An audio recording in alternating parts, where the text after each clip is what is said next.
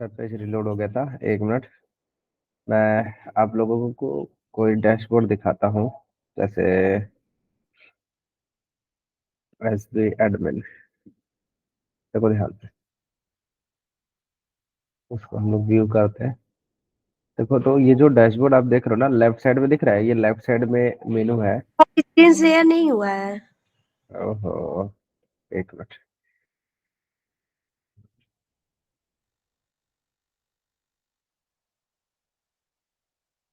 अभी अभी दिख रहा है सभी को? Yes sir. हाँ तो देखो, जैसे ये है, ये एक एडमिन टेम्पलेट है। ठीक है, एडमिन डैशबोर्ड है। जिसमें लेफ्ट साइड में देखो, यहाँ पे ये मेनू दिख रहा है और बीच में हमारा कंटेंट दिख रहा है। ठीक है, तो होता क्या है, ये जो लेफ्ट साइड का एरिया है ना, इसको बनाने के लिए ASID, ये जो टैग का नाम मैंने बताया है, असाइड टैग, ये यूज करता किया जाता है। और जो सेंटर एरिया बनाया गया है, उसको यूज करने के लिए मेन टैग यूज किया जाता है। ठीक, मेन मतलब कि this is a main part our main part of our web page. उसी तरीके से हेडर नाम का भी एक टैग होता है, हेडर, फूटर। ठीक है, एक आता है मार्क। मार्क टैग का यूज वहां पे होता है, जैसे हमारा कोई वेब पेज पे कुछ लिखा हुआ है। चलो एग्जांपल समझते हैं इसको।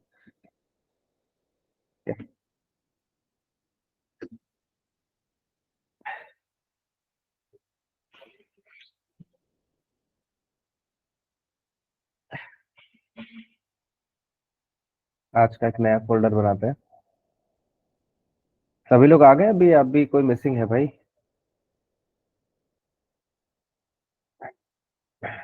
Today day 4। ठीक है, देखो भाई, आज CSS स्टार्ट होगा और CSS का बेसिक्स जो जानना है बहुत जरूरी है। ठीक है, मतलब कि इसको करते हुए आगे बढ़ते हैं, नया फाइल बना लेते हैं।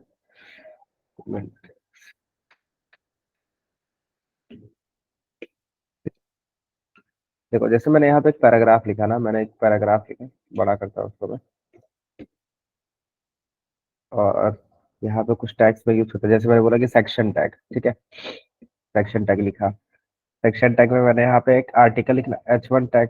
H2 टैग से मैंने हेडिंग लिख दिया, that we are working for SEO of our web page. ठीक है, और यहाँ पे एक पैराग्राफ लिख दिया, फॉरन 100 कैरेक्टर्स का। सेव करते हैं, लेट्स सी द आउटपुट। तो आउटपुट देखोगे तो कुछ इस तरीके से दिख रहा है। ठीक, अब सपोज करो यहाँ पे हम कोई स्टेटमेंट लिखते हैं। ठीक है, हम यहाँ पे कोई स्टेटमेंट लिखते हैं, suppose we are attending online workshop. ठीक है, फुल स्टॉप। अब इस पूरे स्टेटमेंट को ना मैं मार्क नाम के टैग में लिखता हूँ। ठीक है, MARK। ठीक है, और इसके अंदर रखा। तो अभी देखो आउटपुट कुछ ऐसा दिख रहा है। ये बैकग्राउंड कलर नहीं है, this is not a background colour, यहाँ कुछ ऐसी चीजें नहीं है। तो जो भी चीजें मार्क में रहेगी ना, उसका कलर ऐसा हो जाता है बाय डिफॉल्ट। हम लोग जैसे सेलेक्ट करें ना, ये दिख रहा है सर, सिलेक्शन कर रहे हैं तो ब्लू कलर हो रहा है बाय डिफॉल्ट, हो रहा है ना, ब्लू कलर का। तो उसी तरीके से जब मार्क टैग यूज करते हैं तो ऑटोमेटिकली वो हाइलाइटर की तरह काम करता है, मतलब that is the highlighted part of our text. ठीक, तो मार्क टैग का इस तरह यूज होता है। तो ऐसे ही बहुत सारे टैग्स अवेलेबल हैं। उस टैग्स की लिस्टिंग में यहाँ पे भी कर देता हूँ डायरेक्ट, कि ये फाइल जब आपको अवेलेबल होगी तो आप उसको एक बार रेफरेंस चेक करना। मैंने कुछ टैग्स बताया, जैसे मेन टैग। ठीक, this is main part of our web page. Save किया। ठीक है, तो देखो ऊपर में ही आ गया है, this is main part of our web page. Main tag हो गया। उसी तरीके से आर्टिकल टैग। ठीक है, तो we are going to write article. ठीक, आर्टिकल भी एज इट इज दिख रहा है, कुछ नो डिफरेंस एट ऑल।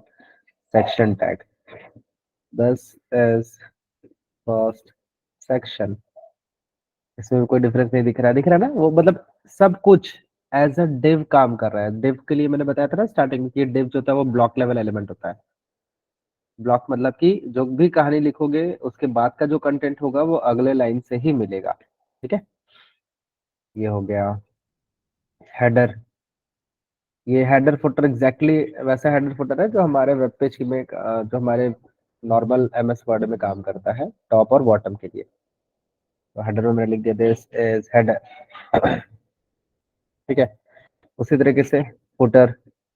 तो फुटर को सबसे लास्ट में लिखा जाता है बेसिकली, जैसे उसमें कॉपीराइट और ये सब चीज लिखा जाता है, तो यहाँ पे आप लिख सकते हो @copy और 2024 चल रहा है। ठीक है, और ऑल राइट्स रिजर्व। बेसिकली ये देखा होगा बहुत सारे वेबसाइट पे नीचे लिखा रहता है ऑल राइट्स रिजर्व। तो ये देखो इस तरीके से आ जाएगा, कॉपी का सिंबल @copy ये होता है। ये सब स्पेशल कैरेक्टर्स होते हैं। ठीक है, जैसे रजिस्टर्ड का देना है तो आप @M% REG दे दोगे तो आर का बनकर आ जाएगा। ट्रेडमार्क का देना है तो एट सॉरी M%TM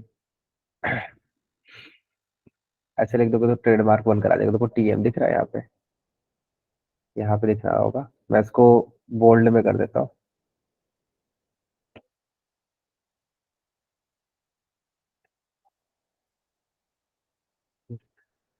देखो ये 3 कैरेक्टर्स यहाँ पे जो दिख रहे हैं ना, तो सब स्पेशल कैरेक्टर्स है। इस तरीके से चीजें बनती है।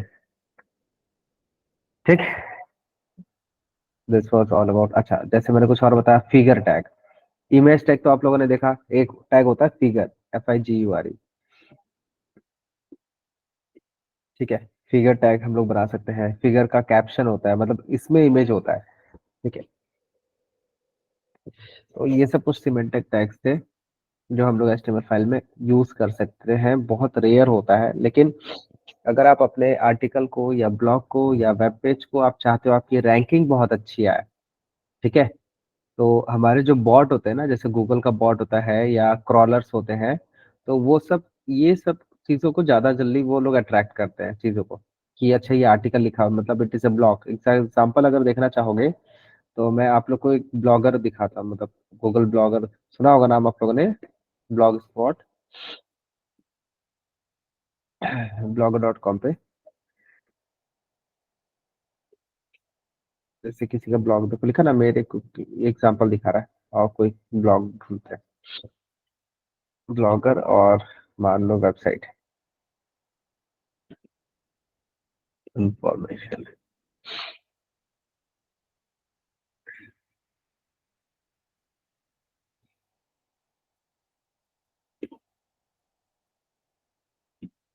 दिल्ली ब्लॉगर,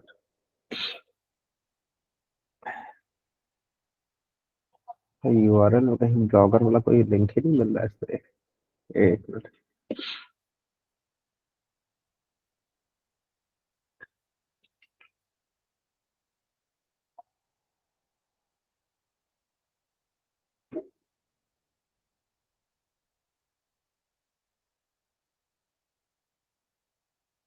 रैंकिंग दिख नहीं रही है।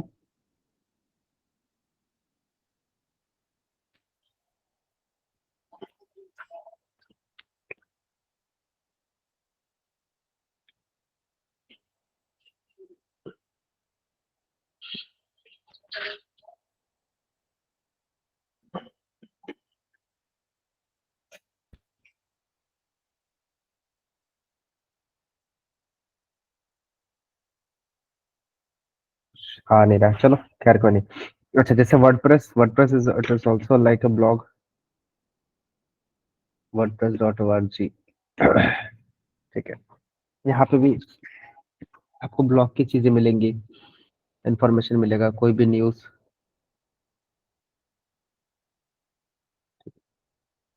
इसका कुछ एग्जांपल है यहाँ पे, शोकेस दिखाओ भाई, जैसे न्यूज देखो।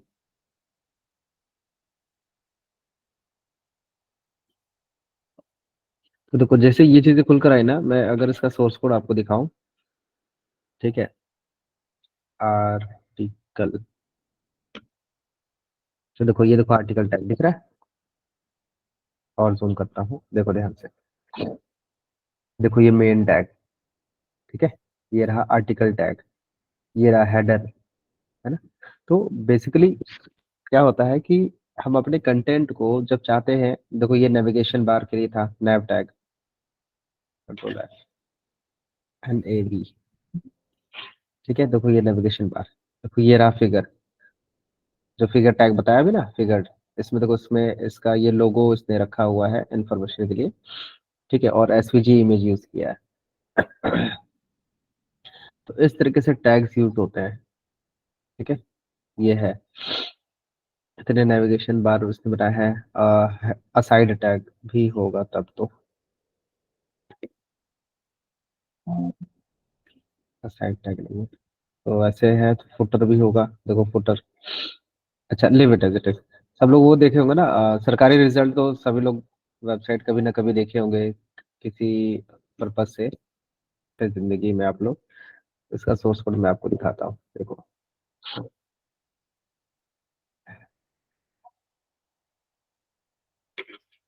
आर्टिकल, आर्टिकल नहीं है, मेल, चेंज हो गया। पहले इस वेबसाइट पे ऐसी चीजें थी, अब तो ये लोग पूरा div div div div div कर दिया है। चलो खैर, कोई नहीं। फुटर, हाँ फुटर है, ठीक है। तो इस तरीके से सब टैग्स यूज होते हैं, ठीक है। इसका रोल है, अगर आप चाहते हो कि आपकी वेबसाइट, आप गूगल एडसेंस अपने वेबसाइट पे लगाना चाहते हो, आपको चाहते हो कि आपकी जो रैंकिंग है वो अच्छी है, तो आप सिमेंटिक टैग्स का यूज करके वेबसाइट को तैयार कर सकते हो। नहीं तो div tag is sufficient for everything, ठीक है। कोई डाउट है इसमें किसी पे? अगर किसी पे भी कुछ भी डाउट है तो बस इसको लिखो, सर्च करो गूगल पे डायरेक्टली। जैसे मान लो सिमेंटिक टैग बोला ना मैंने, सिमेंटिक टैग्स इन एचटीएमएल, बस ये करना, ये आ जाएगा लिंक, इसको खोल के एक राउंड पूरा घूम जाना। गिने गिनाया है, देखो अच्छे गिने, देखो इतने दिख रहे हैं ना, स्क्रीन पे देखो। तुम नहीं हुआ ये, हाँ ठीक है। इधर देखो, आर्टिकल टैग बताया, असाइड टैग देखो, ये जैसे राइट साइड में दिख रहा है यहाँ पे असाइड, ठीक है। ये राइट साइड भी हो सकता है, लेफ्ट साइड भी हो सकता है, किसी भी साइड हो सकता है। आर्टिकल टैग, ये details tag, detail basically section के अंदर लिखा जाता है, जैसे कुछ इन्फॉर्मेशन देना है, समरी देना है तो, और डिटेल और समरी दोनों एक साथ लिखा जाता है जब भी होता है। इसी तरीके से होता है फिगर टैग, फिगर का कैप्शन, जैसे देखा होगा बहुत सारे, ये मान लो ये इमेज है और इस इमेज के नीचे कुछ लिखना है तो ये फिगर का कैप्शन हो जाता है, ठीक। फुटर हेडर बता दिया, मेन, मार्क बताया, नैव, नेविगेशन बार के लिए, सेक्शन, समरी, और टाइम, टाइम दिखाने के लिए होता है बेसिकली टाइम टैग। तो टाइम कभी दिया होगा, डिफाइंस अ डेट और टाइम, सिंपल। अच्छा देखो, इसके ये इंपॉर्टेंट यहाँ पे दिए हुए हैं, सिंगल लाइनर में समझ में आ जाएगा। Article defines independent safe content aside, content aside from the page content, detail, जो डिटेल देता है व्यू हाइड करके दिखा सकते हो आप। फिर कैप्शन, फिगर का कैप्शन दिखाता है, फिगर फिगर दिखाएगा। Footer, footer of the document, header means header of the document, main displays the main content of the document, mark highlighted text को दिखाता है, सिंपल। नैव, नेविगेशन बार दिखा, देखो जैसे इसमें ये नेविगेशन बार है, HTML CSS जावास्क्रिप्ट PHP, है ना, this is a navigation bar. तो वो भी चीजें नैव से ही ऐसी चीजें बनती है। नैव नहीं है, डेव से भी बनेगा, no issue. Section, define section of the document, जैसे ये एक सेक्शन है, ये एक सेक्शन है ना। Summary, defines a visible heading for a detail, जैसे कि मान लो आपने कुछ समरी लिखा, और समरी पे अगर आपने कुछ क्लिक किया या उस पे प्रेस कर रहे हो तो डिटेल्स वाला आने लगेगा, मतलब विजिबल हो जाएगा, फिर से क्लिक करोगे गायब हो जाएगा, ठीक है। एग्जांपल देखना चाहते हो तो उसका एक एग्जांपल देख लेते हैं। देखो जैसे ये डिटेल्स टैग के अंदर समरी लिखा हुआ है, ठीक है। इस पर क्लिक करेगा कोई, अभी देखो ये है ना, तो ये डिटेल्स टैग में लिखा गया, अब इस पे कोई क्लिक करता है तो देखो इस तरीके से पॉपअप दिखेगा, फिर ये वापस क्लिक करेगा तो गायब। बस यही इसका काम है, ठीक है।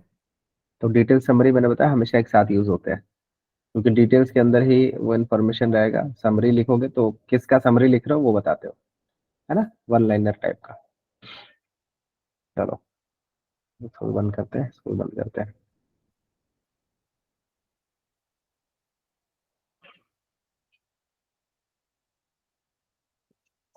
स्टार्ट करते हैं हम सीएसएस।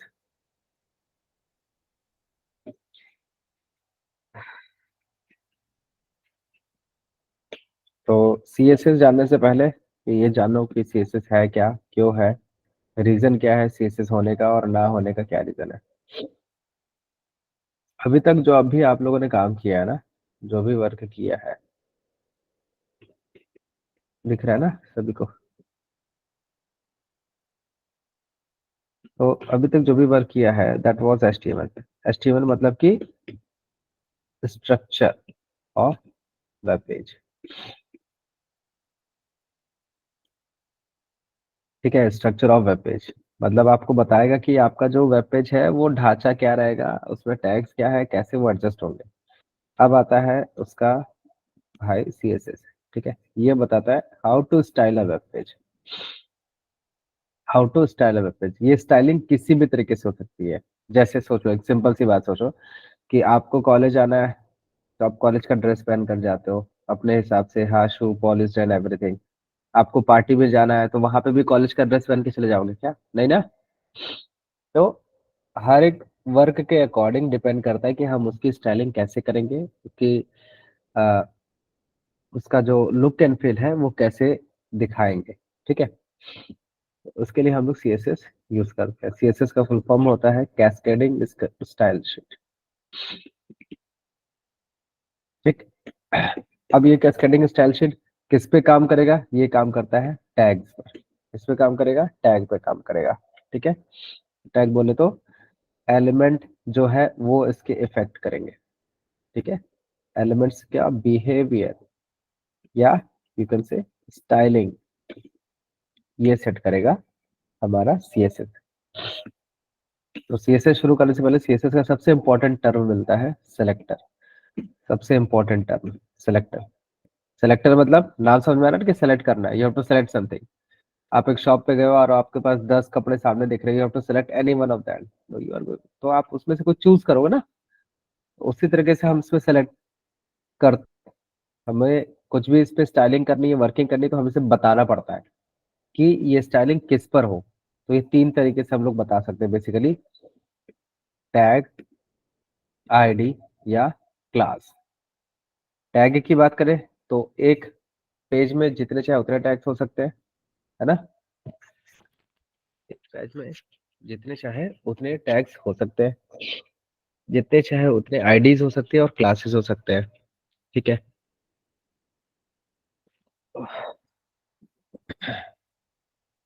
तो सबसे पहले एक छोटा सा वेब पेज बनाते हैं और इस वेब पेज में लिख दिया this is first CSS file, और बॉडी में लिखते हैं एक h1 टैग दे दिया, और यहाँ पे लिख दिया हेलो सीएसएस स्टूडेंट्स। ठीक है, और इसके नीचे एक पैराग्राफ लिखते हैं। यहाँ पे लिखते हैं दिस इज फर्स्ट पैराग्राफ, और एक डमी टेक कंटेंट लेते हैं 100 कैरेक्टर्स का। ठीक है, और उसको मैं अभी रन करा रहा हूँ, लेट्स सी द आउटपुट। तो ये कुछ इस तरीके से नज़ारा दिख रहा है आपको, है ना।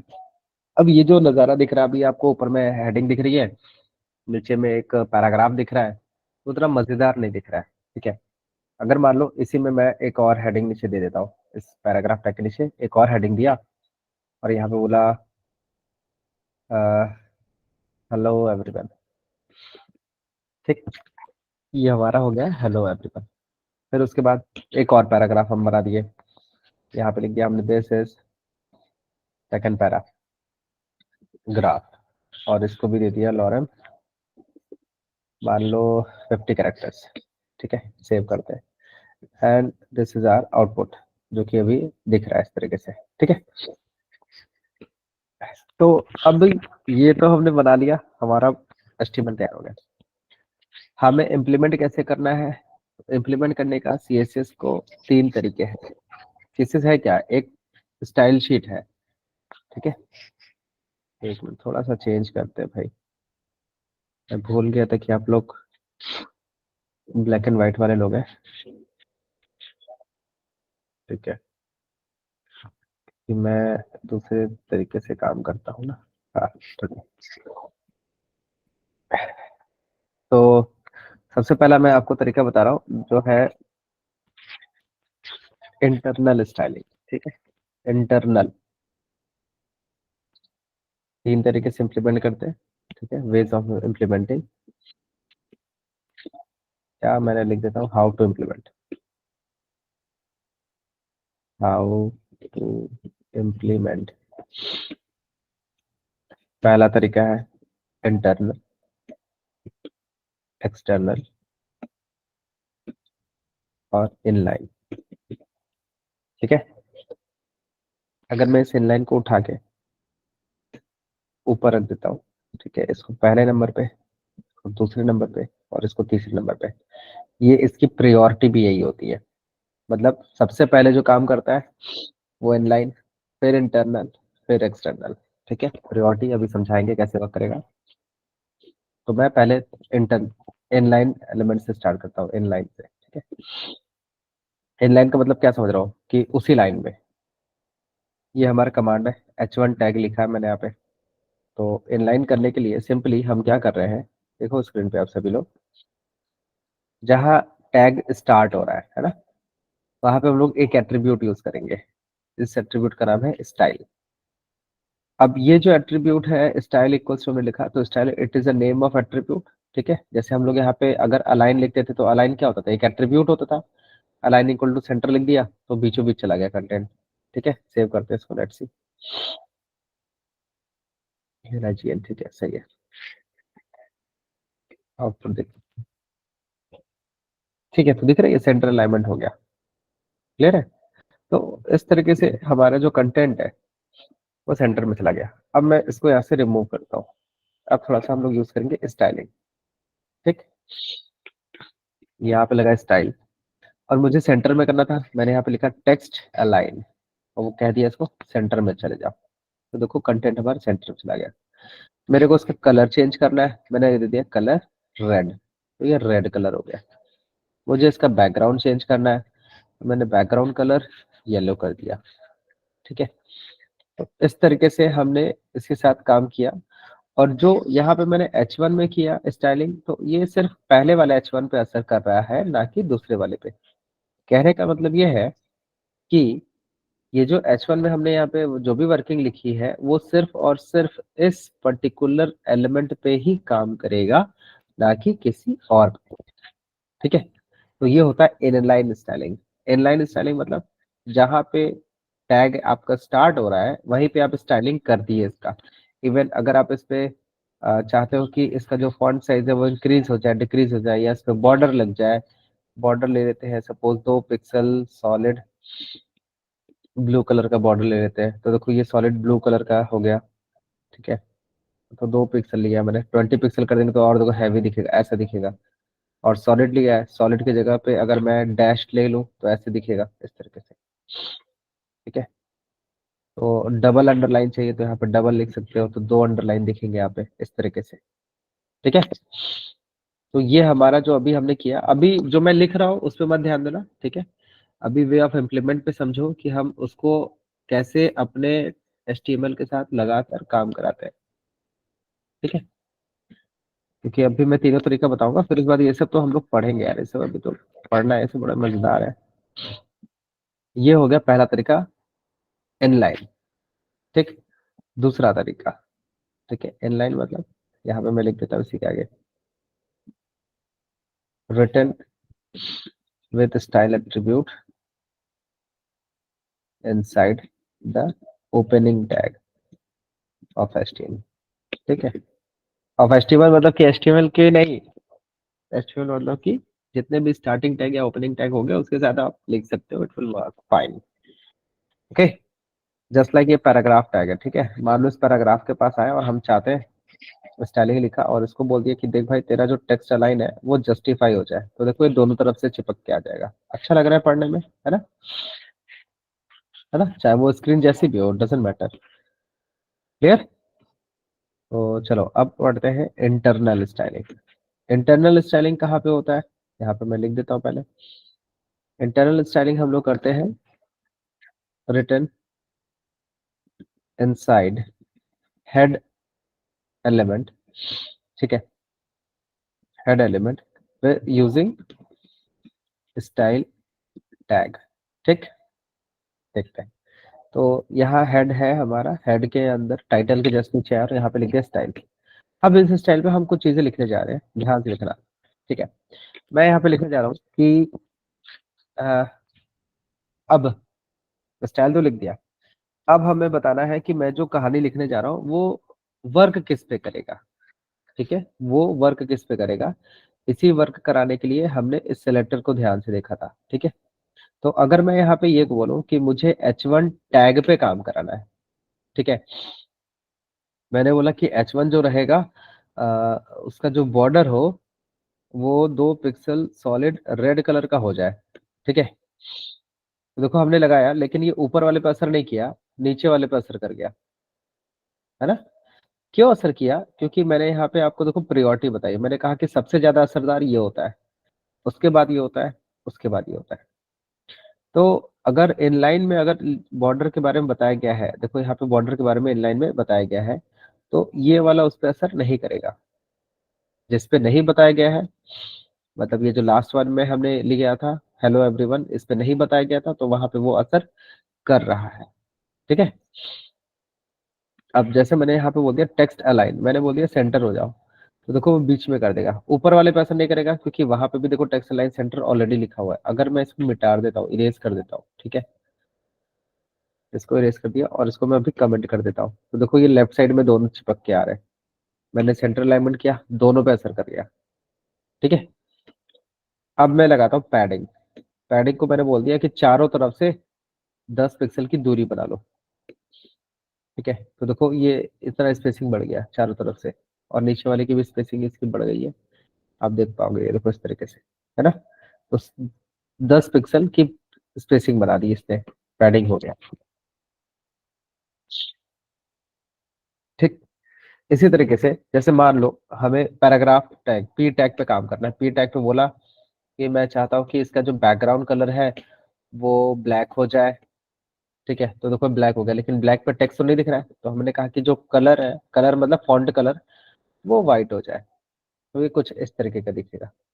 अब ये तो एकदम चिपक कर आ रहा है, अच्छा नहीं लग रहा है, इसको थोड़ा सा स्पेसिंग बना देते हैं, पैडिंग दे दिया 5 पिक्सल, तो अब ये कुछ इस तरीके से लग रहा है, अब पढ़ने में भी अच्छा लगेगा, यूजर को देखने में भी अच्छा लगेगा, ठीक है। तो अभी देखो हम लोगों ने जो एक्सेस किया ना, जो एट्रीब्यूट्स को एक्सेस किया, वो H1, ये क्या है, this is the name of tag, P paragraph, this it is the name of tag, ठीक है। तो what we are going to use is, now we are going to work with the ID, ठीक है। मतलब अगर कहीं पे कुछ कहानी ऐसी लिखी है जो पैराग्राफ पी टैग लिखा है, तो पी टैग जितने भी होंगे आपके प्रोग्राम में सब पे असर करेगा, नो डाउट, सब पे असर करेगा। लेकिन अगर किसी पी टैग पे आपने आईडी दे दिया है, ठीक है, यहाँ पे दिया आईडी इक्वल्स टू सेकंड लिख दिया सपोज, ठीक है। तो देखो यहाँ पे जो नियम बनाया हमने कि बैकग्राउंड कलर ब्लैक हो जाए और ये जो कलर है वो व्हाइट हो जाए, ठीक है। और हमने यहाँ पे आईडी दे दिया, आईडी का नाम क्या था, सेकंड। तो आईडी लिखने के लिए हम क्या यूज करते हैं, हैश टैग, ठीक है। तो इस आईडी पे मैं चाहता हूँ कि इसका जो फॉन्ट कलर हो वो रेड हो जाए, ठीक है। तो ध्यान से देखोगे, राइट साइड में देखो ध्यान से, हुआ क्या है, ऊपर वाले का फॉन्ट कलर चेंज नहीं हुआ, लेकिन नीचे वाले का फॉन्ट कलर चेंज हो गया, ठीक है। क्यों? क्योंकि हमने जो दूसरा वाला पैराग्राफ था, कहा गया, ये जो दूसरा वाला पैराग्राफ था, इस पे हमने आईडी लगाया है सेकंड। अब अगर इस आईडी को मैं कुछ भी बताऊंगा कि तुम्हें ये करना है, ये करना है, तो ये करेगा। क्योंकि अब जब प्रियोरिटी की बात करें, प्रियोरिटी की बात करें इसमें, तो सबसे ज्यादा जो प्रायोरिटी होती है वो आईडी की होती है, उसके बाद आता है क्लास, के बाद आता है टैग, मतलब टैग को सबसे अंतिम में माना जाता है, ठीक है। सबसे ज्यादा प्रायोरिटी मिलती है टैग को, ठीक। अब अगर देखो यहाँ पे मैंने सेकंड में लिखा था, तो ये मिला, अगर मैं इसको उठा के ऊपर रख देता हूँ, ठीक है, उठा के मैंने ऊपर रख दिया, तो भी देखो इसकी प्रायोरिटी रेड है। पैराग्राफ टैग तो बाद में लिखा है, तो ये नीचे आते वक्त ये काम करना चाहिए ना, लेकिन ये नहीं काम कर रहा है। काम कर रहा है यही वाला, ठीक। और इसको एक चीज और बोल दिया है कि देखो भाई तुम्हारे जो टेक्स्ट लाइन रहे वो सेंटर हो जाए, ठीक है। तो देखो ये बीचों बीच हो गया, ठीक। क्लियर है, कुछ चीजें समझ में आई, सिलेक्टर समझ में आया। अब इसी तरीके से क्लास पढ़ लेते हैं, क्लास। चलो, क्लास का मतलब क्या होता है, जैसे आप लोग देखो ऐसे समझना ना, एकदम रियल लाइफ। आप लोग अपने क्लास में जाते हो, कॉलेज में पढ़ रहे हो, क्लास में जाते हो, सबका ड्रेस एक जैसा रहता है, कलर एक जैसा रहता है, सबके पास आईडी कार्ड रहता है, सबके पास लाइब्रेरी कार्ड रहता है, बैग बुक सबके पास रहता है ना। तो क्लास का मतलब क्या होता है कि सारे के सारे जो एलिमेंट्स है या जो उसका वर्किंग है, जो चीजें दिखने में है, वो सब एक जैसे दिखते हैं, है ना। वो सभी के सभी एक जैसे दिखते हैं। तो क्लास मल्टीपल्स हो सकते हैं लेकिन आईडी एक होगा, ठीक। जैसे आप सबके पास जो आईडी कार्ड होता है वो एक ही होता है। ऐसा नहीं होता है कि आपका जो आईडी कार्ड आपके पास है वैसा ही आईडी कार्ड, मतलब सेम, आपका नाम, आपका रोल नंबर, आपके पापा का नाम, आपकी मम्मी का नाम, आपका रजिस्ट्रेशन नंबर किसी और पर्सन के पास भी हो, नहीं, दैट्स नॉट पॉसिबल, ठीक है। तो हमारा जो एचटीएमएल पेज होता है उसमें आईडी हमेशा यूनिक होता है। आईडी मतलब आइडेंटिटी, ऐसे समझो। आईडी मतलब आइडेंटिटी, आप सबकी एक पहचान है, वो यूनिक है, ठीक है। लेकिन आप सब एक ही क्लास से बिलोंग करते हो, जैसे हम लोग कहते हैं ना कि we are middle class people, we are high class people, we are low class people, ठीक है। प्रीमियम क्लास में हम सफर कर रहे हैं भाई। तो प्रीमियम क्लास में तो इससे लग रहा है एरोप्लेन के ऊपर बैठ के जाएंगे, तो ऐसा तो नहीं है ना, एरोप्लेन के ऊपर नहीं, एरोप्लेन के अंदर ही बैठेगा, प्रीमियम भी होगा। तो बस ये है कि कैबिन अलग हो जाता है। अरे है ना भाई, तो बोल नहीं रहे हो यार तुम लोग आज एकदम, मतलब। Yes sir. हाँ तो कल नींद में थे, आज नहीं ना हो, क्योंकि कल तो हम भी नींद में थे, ठीक है। हाँ तो बीच में थोड़ा जयकारा लगाते रहो, बोलते रहो, नहीं तो फिर आज भी हमको नींद आ जाएगा। चलो, fresh करते हैं। तो उसी तरीके से क्या होता है, जो क्लास होता है ना, क्लास यूनिक होता है। अरे सॉरी, क्लास जो होता है वो डिस्ट्रीब्यूटेड होता है, वो अनेक अनेक हो सकते हैं, मल्टीपल हो सकते हैं। जैसे मैं मान लो मैं यहाँ पे क्लास बनाता हूँ, एक क्लास में यहाँ पे बनाता हूँ, मान लो, चलो मैं यहाँ पे क्लास का नाम रख देता हूँ जादू। तो क्लास को इम्प्लीमेंट करने के लिए डॉट लगाते हैं शुरुआत में, ठीक है। अब इस जादू को कहते हैं कि ये जादू जिस पे लगेगा उसका जो टेक्स्ट का कैपिटलाइजेशन है वो अपर केस कर दे, ठीक है। अब देखो कैसे असर कर रहा है, यहाँ पे राइट साइड में मैंने, देखो इधर मैं इसको स्मॉल कर देता हूँ जिससे आप सबको थोड़ा सारा चारों चीज दिखेगा। अब ये जादू वाला जो क्लास है, ठीक है। आईडी लगाने के लिए क्या लिखते हैं हम लोग, आईडी इक्वल्स टू लिखा था यहाँ पे, है ना, आईडी इक्वल्स टू।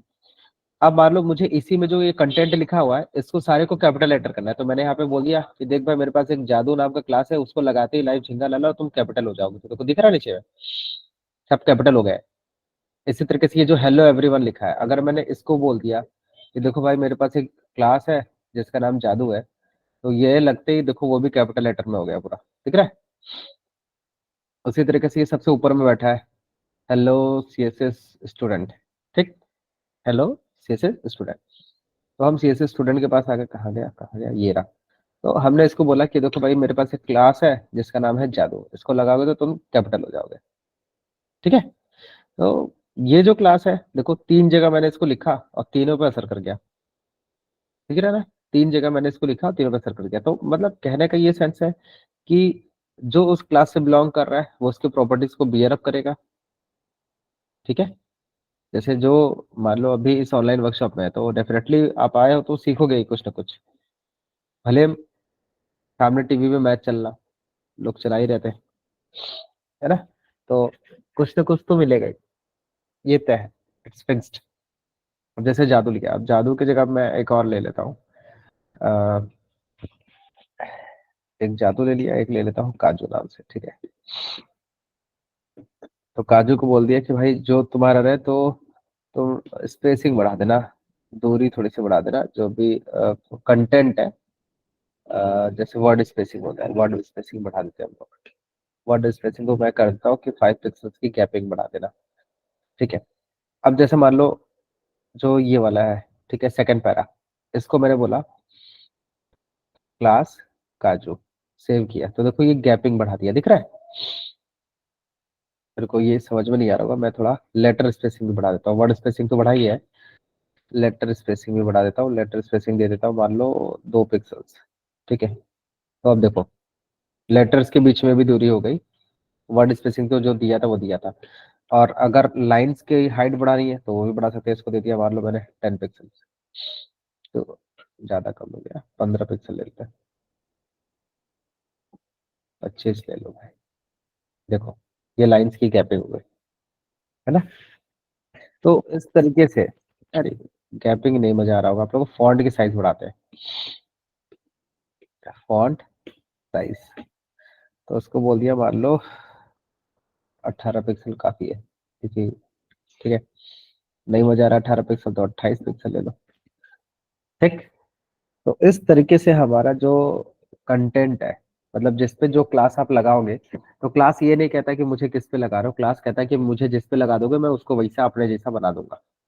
ठीक है, तो लोग इस वर्कशॉप में, तो इस वर्कशॉप के क्लास में हो गए ना। वो लोग इसके वर्कशॉप की चीजें सीखेंगे, क्या है क्या नहीं है, कैसे है, क्या करना है क्या नहीं करना है। क्लियर है, स्क्रीन विजिबल है ना। Yes sir. हाँ चलो ठीक है। तो इसमें अभी कोई डाउट किसी को सिलेक्टर में, कि सिलेक्टर कैसे ले रहे हैं। एक होता है सिलेक्टर सबका, मतलब एक होता है इसको हम लोग यूनिवर्सल सिलेक्टर बोलते हैं। यूनिवर्सल मतलब कि इसको, इसमें हम ना किसी का नाम बताते हैं, ना किसी टैग ना आईडी, कुछ नहीं बताते, बस इसको डायरेक्टली लिख देते हैं। स्टार लगा दिया, करली ब्रेस स्टार्ट बंद। और जैसे मान लो ये देख रहे हो हेडिंग और पैराग्राफ में गैपिंग दिख रहा है, आप लोग देख रहे होगे ध्यान से, हेडिंग के ऊपर में भी गैपिंग है यहाँ पे। और लास्ट में यहाँ सब में देख रहे हो सब में गैपिंग है, पैराग्राफ के नीचे भी गैपिंग है। मैंने बोल दिया बेटा ये जो गैपिंग है वो खत्म हो जाए। ठीक है, अब देखो सब एक दूसरे से चिपक के बैठेंगे। ऊपर में भी देखो स्पेसिंग नहीं दिख रही है अब। H1 पैराग्राफ चिपक गए हैं, इसको मैं बड़े स्क्रीन पे करता हूँ, सॉरी। ठीक है देखो, H1 पैराग्राफ ये सब चिपक के आया है। और इसके नीचे ये जो हेलो एवरीवन है, ये H1, और ये इसके नीचे ये जो पैराग्राफ है, ये सब एक दूसरे से चिपक कर आए। किसकी वजह से, ये जो मार्जिन था ना, इसको मैंने 0 कर दिया। और स्टार मतलब कि जितनी भी चीजें आपने लिखी है, जितने भी टैग है आपके मतलब उस पे क्या कहते हैं, आपके वेब पेज पे, उन सब पे ये चीजें असर करेंगी। ठीक है, इसलिए इसको यूनिवर्सल सेलेक्टर बोलते हैं। यूनिवर्सल मतलब सब कुछ। ठीक, ये पहला तरीका हो गया।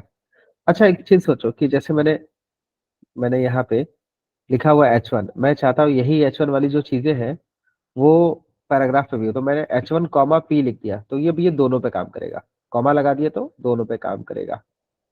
ठीक है, तो पैराग्राफ के लिए ऑलरेडी मैंने दिया है, इसको मैं कमेंट करता हूँ अभी। तो देखो H1 पे भी बॉर्डर बना है, और पैरा H1 पे भी बना है, पैराग्राफ पे भी बन गया है, और इस वाले पे भी बना है ना। तो सब पे ये चीजें काम कर रही है। क्लियर, तो पैराग्राफ टैग का अलग से दिया तो वो तो काम करेगा ही, क्योंकि वो नीचे दिया है। अगर आप इसको उठा के ऊपर कर देते, इसको कट कर दिया मैंने और इसको मैं इसके ऊपर रख देता अगर, तो H1 वाला प्रायोरिटी मिल लेता। ठीक है,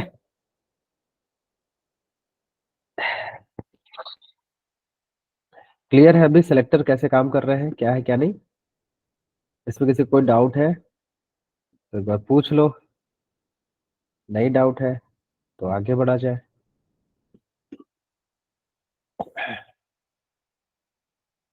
लो सर अच्छा, रुद्र अभिषेक, अरे रुद्र अभिषेक अभी से आए हो क्या, कहाँ रह गए थे नहीं भाई। सर, नेटवर्क इश्यू की वजह से तो बाहर चला गया था। ओ मतलब आना जाना लगा हुआ, कोई बात नहीं। क्या, आज बहुत कम लोग हैं आज, मतलब कहीं ऐसा तो नहीं कि मतलब रिकॉर्डिंग मिल रहा है तो इस वजह से लोग कह रहे चलो भैया पढ़ ही लेंगे यार। कल शिवम नहीं आया था, आज भी शिवम नहीं दिख रहा है।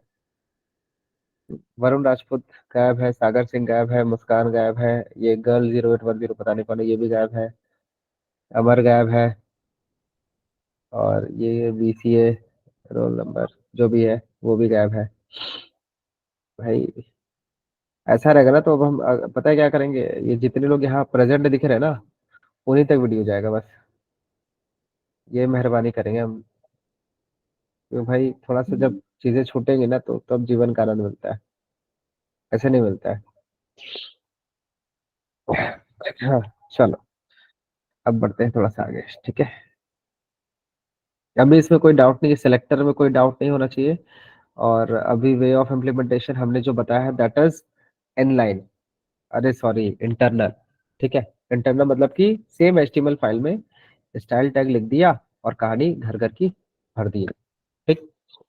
नया फाइल बनाते हैं, second underscore CSS dot HTML.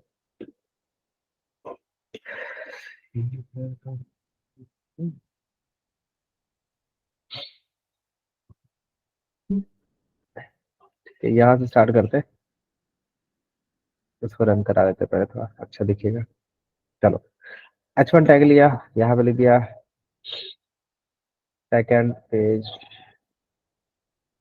Of CSS, ठीक है। सेव करते हैं इसको और यहाँ पे लिख देते हैं एक्सटर्नल सीएसएस काम करने जा रहे हैं हम लोग, ठीक। अब देखो क्या है, कैसे है, क्यों है, वो समझते हैं। एक हमने लिया H1, इसको बोला है सेकंड पेज ऑफ सीएसएस। एक हमने लिया पैराग्राफ और यहाँ पे लिख दिया सब अच्छा खासा, अरे सॉरी इसको बंद कर दो भाई। हाँ, तो ये देखो, ये हमारा ये कंटेंट है छोटा सा, है ना, गंदा गुंदा सा कंटेंट है। अब इस कंटेंट पे हमें कुछ भी खिचड़ी पकाना है, ठीक है। इस कंटेंट पे कुछ भी खिचड़ी पकाना है, या मान लो मैं एक और फाइल बना देता हूँ, जिस फाइल का नाम मैं लिख देता हूँ third underscore CSS dot HTML, ठीक है।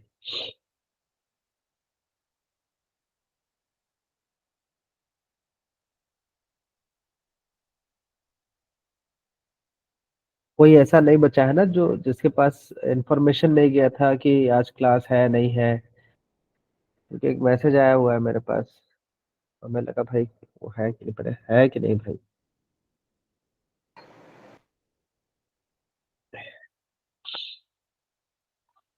हाँ, ठीक है। तो ये देखो एक और फाइल बनाया हमने और यहाँ पे मैं लिखता हूँ कुछ और उसको भी लिख देता हूँ एक्सटर्नल सेकंड, ठीक है।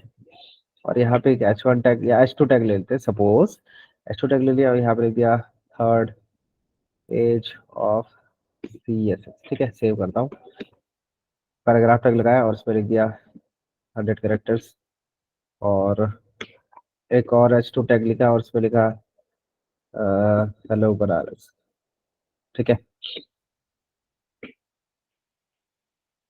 H2 और यहाँ पे पैराग्राफ टैग ले लिया, यहाँ पे भी ले लेते हैं कुछ डमी टेक्स्ट और लो 20 कैरेक्टर का, ठीक। सेव करते हैं, रन करा लेते हैं, देखते हैं हाँ इट्स वर्किंग फाइन। चलो, तो ये दो हमारे पास दो अलग अलग ये बुजुर्ग लोग दिख रहे हैं आपको, एक सेकंड पेज और एक थर्ड पेज। तो एक्सटर्नल सीएसएस का यूज क्यों आया, क्यों हमारे जिंदगी में एक्सटर्नल लोग आ गए और तबाही मचा के जा रहे हैं। तो कहने का सेंस ये है कि अगर आप मल्टीपल लोकेशंस या मल्टीपल पेजेस या एक पूरी की पूरी वेबसाइट जहाँ पे आप एक ही जैसा लुक एंड फील चाहते हो, एक जैसा, ठीक है। जैसे देखा होगा कोई भी वेबसाइट है तो ऐसा नहीं होता है कि उसका एक पेज रेड कलर का है तो दूसरा पेज ग्रीन कलर का है तो तीसरा पेज ब्लू कलर का है तो चौथा पेज येलो कलर का है, समथिंग लाइक दैट, ऐसा नहीं देखा होगा। जो भी वेबसाइट देखी होगी, है ना। अच्छा वो भी छोड़ो यार, शादी तो देखा ही होगा ना, शादी का थीम होता है ना, कलर होता है, वो भी छोड़ो, कपड़ों का थीम होता है ना आप लोग के, कि ऐसा ड्रेस पहना है, ऐसा ड्रेस हम लोग पहन कर जाएंगे, सभी को मान लो फ्रेशर पार्टी है तो सभी को साड़ी पहन के आना है, ब्लैक साड़ी, और जो लड़के लोग हैं वो लोग अपना केसरिया रंग है वाला, है ना।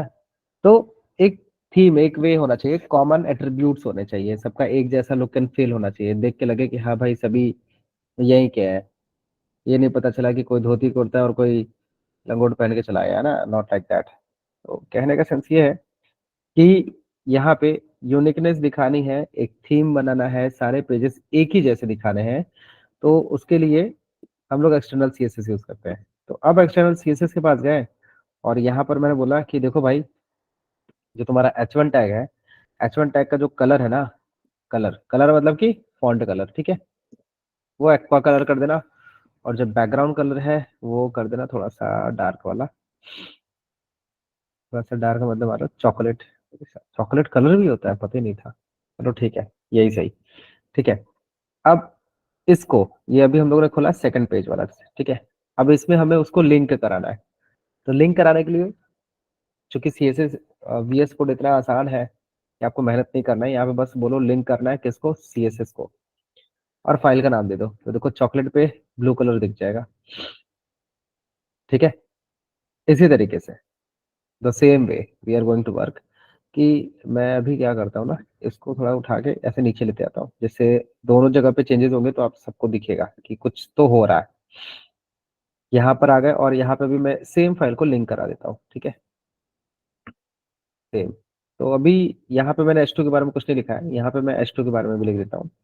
अच्छा, मैं यहाँ पे कुछ ना करूँ, कॉमा लगा के H2 लिख दूँ, दोनों जगह असर कर गया, दिख रहा है। तो मतलब ये टैग पे भी काम करे और ये टैग पे भी काम करे, कॉमा लगाया मैंने, दिख रहा है, कॉमा, है ना। फिर उसके बाद मैंने बोला कि जो पैराग्राफ टैग है, पैराग्राफ टैग का जो कलर हो वो हो जाए, मान लो बिस्की, यार ये कैसा कैसा कलर है यार, बिस्की, और मान लो बैकग्राउंड कलर हो जाए, वो ले लेते हैं कुछ, क्रिम्सन ले लेते हैं, ठीक है। ओहो, सही है, ठीक है। तो देखो दोनों पे असर कर रहा है, ठीक है ना, हमारे थर्ड पेज वाले पे भी और सेकंड पेज वाले पे भी। तो अगर कोई यूजर सेकंड पेज पे आता है, वो थर्ड पे ऐसे तो कहेगा अच्छा ये दोनों मतलब लग रहा है एक ही महापुरुष ने बनाया है, एक ही जैसा दिख रहा है सारा पेज। तो यहाँ पे थोड़ा सा पैडिंग ले लेते हैं, पैडिंग ले लेते हैं 10 पिक्सल। पैडिंग क्या होता है, मार्जिन क्या होता है, थोड़ा थोड़ा सा बस आप लोग इंतजार करिए, पढ़ेंगे इसके बारे में। और उसको पैडिंग ले लेते हैं, मान लो 5 पिक्सल फ्रॉम एवरी साइड। उसमें भी मजेदार नहीं है, इसका टेक्स्ट अलाइनमेंट सेंटर कर दो और मजेदार दिखेगा, ठीक है। तो एक साथ ये देख रहे हो कि थर्ड CSS वाले पे भी, सेकंड वाले पे भी, और जो हमारे हम जो इस पे वर्क कर रहे हैं, ये दोनों पे एक साथ काम कर रहे हैं। तो ये हमारा एक्सटर्नल CSS का फायदा है कि अगर हमें मल्टीपल पेजेस पे एक ही जैसा लुक एंड फील चाहिए, सब पे एक ही जैसा कलर कॉम्बिनेशन चाहिए, स्पेसिंग चाहिए। अब जैसे देख रहे हो इन दोनों के बीच में जो गैपिंग है वो ज्यादा अच्छा, ज्यादा बड़ा लग रहा है, कुछ मत करो, यहाँ पे आ जाओ। और मैंने बताया था ना, सबसे ऊपर टॉप में, इसको इसलिए हमेशा टॉप में लिखते हैं यूनिवर्सल सेलेक्टर, बोलते कि देख भाई जो मार्जिन है ना वो 0 हो जाए, तो सब एक दूसरे से चिपक कर आ जाएंगे। चिपकने के बाद अच्छा नहीं लग रहा है, तो H2 के पास आ जाओ, इसको बोल दो कि बेटा जो तुम्हारी मार्जिन नीचे से हो जाए, बॉटम, वो ले लो 10 पिक्सल, थोड़ी सी गैपिंग बना लेगा, अच्छा लगेगा, है ना। ज्यादा लग रहा है 5 पिक्सल ले लो, कम हो जाएगा तो। अब सही है, क्लियर है। अभी ये समझ में आया एक्सटर्नल CSS क्या है, क्यों यूज करते हैं, why is the reason. CSS के फाइल का नाम जिंदगी भर आप स्टाइल डॉट CSS मत दो, इसका कुछ ऐसा रूल नहीं है कि स्टाइल ही लिखना होता है। आप कुछ भी ले सकते हो, आप अपना नाम लिख सकते हो, अपने चाहने वाले का नाम लिख सकते हो, जो मन करे वो लिखो, काम करेगा, ठीक है। जो मन लिखो वो, जो मन करे वो लिखो, इट विल वर्क। क्या होगा भाई, क्वेश्चन क्वेश्चन क्वेश्चन क्वेश्चन है क्या। अच्छा यस से दिए सर, अच्छा सर,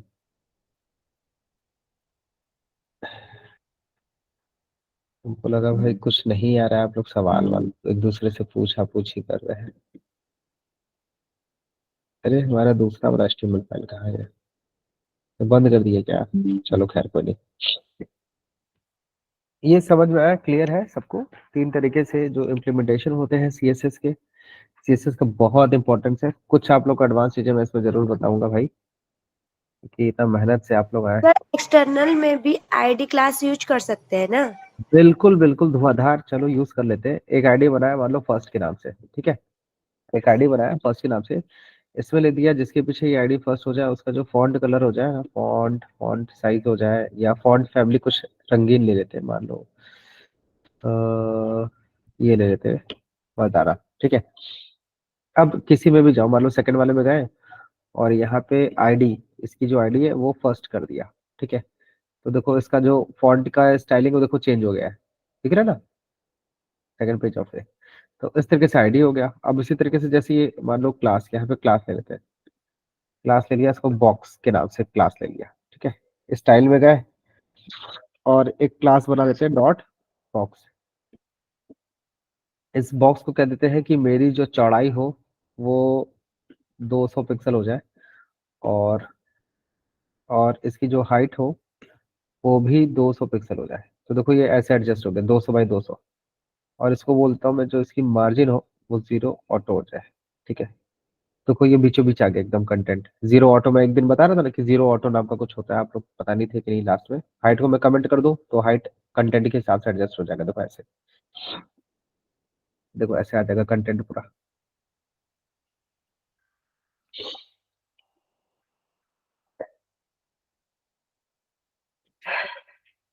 क्लियर है? तो अभी पढ़ेंगे इसके बारे में, परेशान होने का नहीं, करने का केवल। ठीक है, तो ये हमारा कंटेंट हो गया। ठीक, तो ये बॉक्स हो गया, आईडी हो गया और सीएसएस चीजें होंगी। ठीक है ना? अब जैसे इसमें कुछ सीडो सिलेक्टर्स भी होते हैं। सीडो सिलेक्टर्स मतलब कि आप चाहते हो कि अगर यूजर बॉक्स पे अपना माउस ले जाए, तो होवर बोलते हैं उसको। ये माउस ले जाए तो उसका क्या हो जाए, बैकग्राउंड कलर जो हो जाए वो हो जाए वाई ब्लैक, ब्लैक ब्लैक हो जाए, और उसका जो फॉन्ट कलर है वो वाइट तो ऑलरेडी है, तो येलो कर देते हैं। ठीक है, तो अब ये देखो क्या करेगा, जैसे यूजर माउस लेके इसके पास जाएगा तो देखो ये कुछ ऐसा दिखेगा। ठीक है,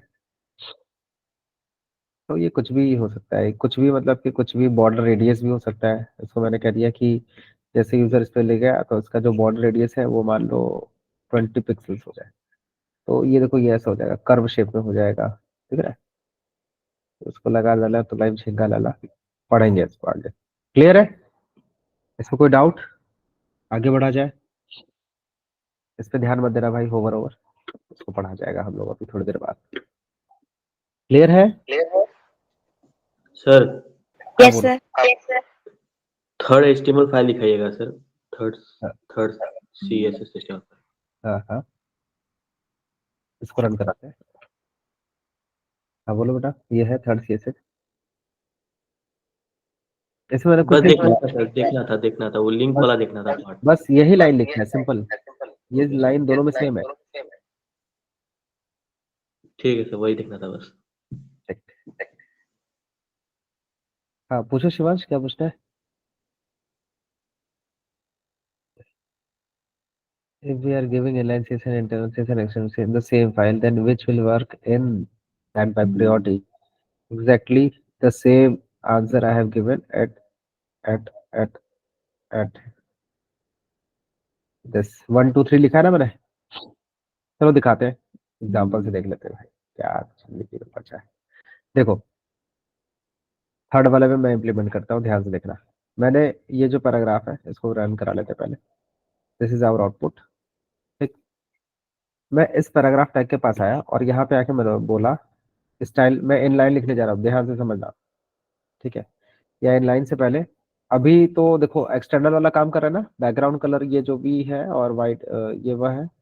अब यहाँ पे मैं इनलाइन स्टाइलिंग करने जा रहा हूँ, इंटरनल स्टाइलिंग। यहाँ पे मैंने लिखा कि जो पैराग्राफ टैग हो हमारा, उसका जो बैकग्राउंड कलर है इसी के साथ खिलवाड़ करते हैं। बैकग्राउंड कलर हो जाए वो ब्लू हो जाए, तो जैसे ही ये लगा तो देखो ब्लू कलर हो गया, दिख रहा है? दोनों पे असर कर गया। ठीक है, क्योंकि हमने इसको तो, इसको मैं कमेंट करूं तो देखो जो बाहर में था वो काम करने लगा एक्सटर्नल वाले का, इसको लगा दिया तो इंटरनल की प्रायोरिटी बढ़ गई, है ना? अब इसी पैराग्राफ के पास आ गया मैं और इसको स्टाइलिंग में गया और यहाँ पे मैंने बोला कि देख भाई तेरा जो बैकग्राउंड कलर है ना वो येलो हो जाए तो ज्यादा अच्छा लगा है। तो देखो येलो को प्रायोरिटी इसने दे दी। ठीक है, तो सबसे ज्यादा प्रायोरिटी होता है इनलाइन का, उसके बाद इंटरनल, उसके बाद एक्सटर्नल। ठीक है, सबसे ज्यादा प्रायोरिटी इनलाइन। जैसे अब यहाँ पे है और यहाँ पे मैं जो कलर है वो उसको ब्लैक कर देता हूँ, तो जर्म बीएलसी के। ठीक है, तो इसका जो जो भी वर्किंग आप स्टाइलिंग में इनलाइन करोगे उसकी प्रायोरिटी सबसे ज्यादा होगी, सबसे ज्यादा। ठीक है, क्लियर है? अच्छा, कभी कभी ऐसा सिचुएशन हमारे पास आता है जो हम चाहते हैं ना कि जो हमने एक्सटर्नल स्टाइलिंग में लिखा है उसकी प्रायोरिटी बढ़ जाए, उसकी प्रायोरिटी बढ़ जाए, सबसे ज्यादा रहे। तो हमारे पास एक टूल होता है, एक हथियार होता है जिसे हम लोग कहते हैं कि उसकी इंपॉर्टेंस बढ़ाना है मुझे। तो हम इंपॉर्टेंस बढ़ाने के लिए यहाँ पर एक्सक्लेमेशन मार्क इंपॉर्टेंट लिख देते हैं। तो देखो दुनिया भर की इनलाइन स्टाइलिंग, दुनिया भर की इंटरनल स्टाइलिंग जाए इसी के तैसी। ठीक है, इंपॉर्टेंट लग गया मतलब मेरी इंपॉर्टेंस ज्यादा है, हम वीआईपी है। ठीक है, क्लियर है?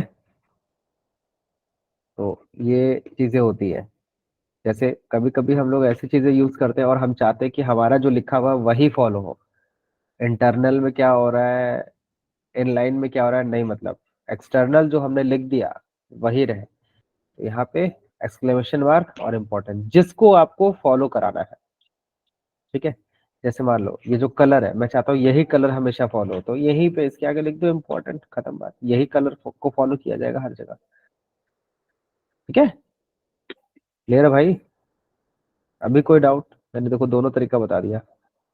डिफॉल्ट की अगर प्रायोरिटी की बात करें हम लोग, तो सबसे पहली प्रायोरिटी होती है, सबसे highest, you can say highest inline, उसके बाद इंटरनल, उसके बाद लास्ट में ये होता है। ठीक है, इसको भी लिख देता हूँ, ये कैसे इंप्लीमेंट होता है।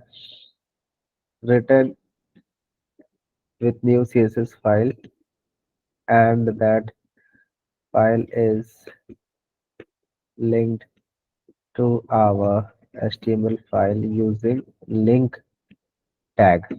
ठीक, एग्जाम्पल मैं लिख देता हूँ यहाँ से।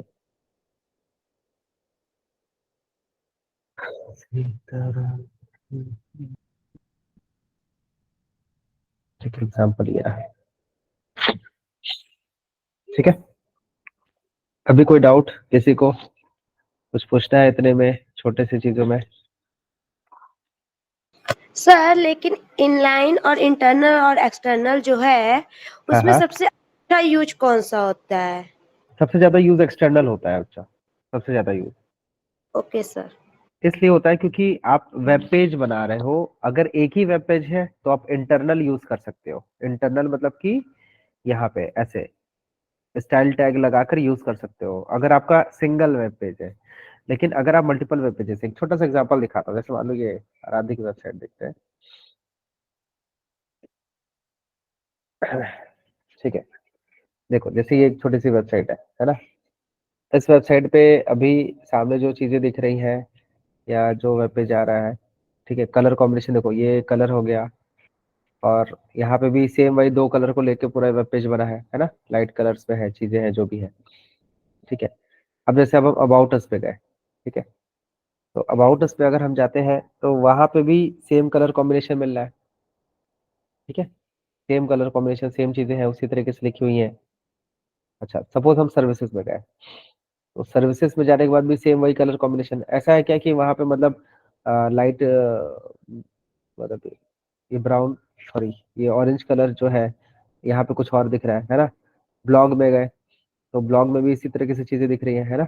कॉन्टेक्ट में गए तो उसमें भी उसी तरीके से कलर कॉम्बिनेशन यूज किया गया है ना। तो कहीं ना कहीं जो भी चीजें हैं वो एक ही जैसी दिख रही है। ऐसा नहीं कि हमने इस कलर, इस पेज में अलग कलर दिया, इस पेज में अलग कलर दिया। इसमें गए तो यहाँ पे भी कुछ वैसी ही चीजें आपको दिखेंगी, है ना। क्लियर है? यस तो सर। हर एक पेज का जो लुक एंड फील, तो यहाँ पे अगर आप देखोगे इसका सोर्स कोड, अगर आप देखोगे तो इसका स्टाइलिंग अलग किया गया है, ये है ना। और उसी स्टाइल को हर एक पेज में फॉलो किया गया है। इसी स्टाइल को आप जितने भी वेब पेजेस खोलोगे सब में ये स्टाइल आपको फॉलो वही मिलेगा। सब में H1 में देखो, ये font size, line height, font size, line height, ये पूरा CSS अलग से लिखा गया है, जैसे हमारी जो चीजें हैं वो एक जैसी दिखे। ठीक है, इवन किसी वेबसाइट देखो, किसी न्यूज की वेबसाइट देख लेते हैं।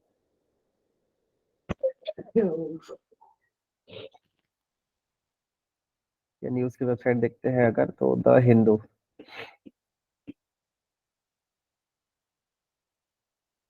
तो देखो यहाँ पे देखो, हेडिंग इस फॉन्ट में है, कलर कॉम्बिनेशन ऐसा है, बस बस। ठीक है, और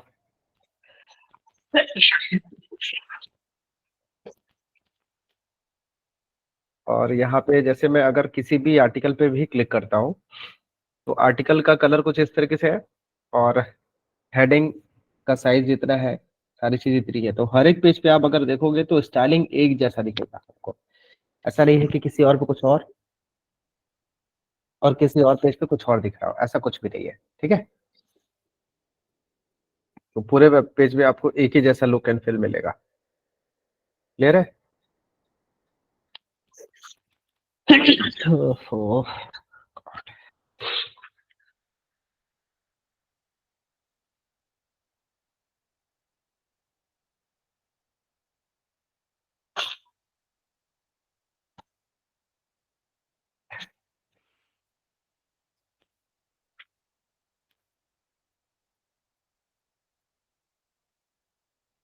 अभी इसमें कोई डाउट है, कुछ पूछना है किसी को?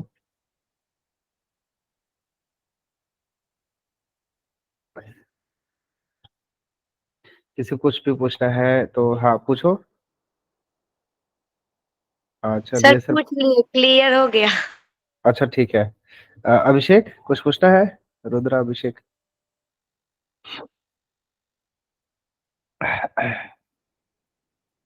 ऐसी तादाद काफी कम लग रही है। 16-15 लोग हैं, मतलब 16-14 लोग हैं, तो वो तो मेरा ही कंटेंट है। शिवांश कुछ पूछना है? रुद्र, अभिषेक, प्रिया, अभिषेक, कृति, खुशी, संस्कार, आयुष, अश्वनी, आर्या, अनुज, अंकिता, आंचल, Abhishek Singh,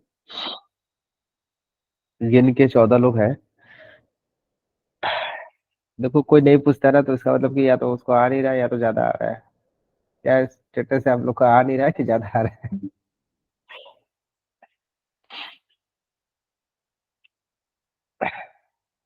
no sir, no sir.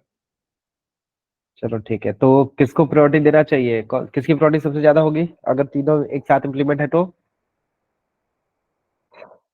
किसकी? इनलाइन इनलाइन, की। इनलाइन की। अगर एक्सटर्नल वाली फाइल है और उसकी प्रायोरिटी हमको बढ़ानी है तो क्या यूज करेंगे? इम्पोर्टेंट। हाँ, क्योंकि जब एक्सटर्नल वाला बंदा इंपॉर्टेंट हो जाता है तो इनलाइन और इंटरनल वालों से दूरियां अपने आप बढ़ जाती है ना। रियल लाइफ एग्जांपल है भाई। है ना? तो इसलिए इंटरनल और इनलाइन वालों को इम्पोर्टेंस देते रहिए। ठीक है। हाँ, अरे इनलाइन इम्पोर्टेंट है, सही बात है। घर के लोग पहले इम्पोर्टेंट होते हैं। इंटरनल डिस्टर्बेंस नहीं होना चाहिए। ठीक है। चलो स्टार्ट करते हैं अगला। इसमें कोई डाउट हो तो ठीक है, नहीं हो तो और भी ठीक है। नई फाइल बनाते हैं, आज की चौथी फाइल।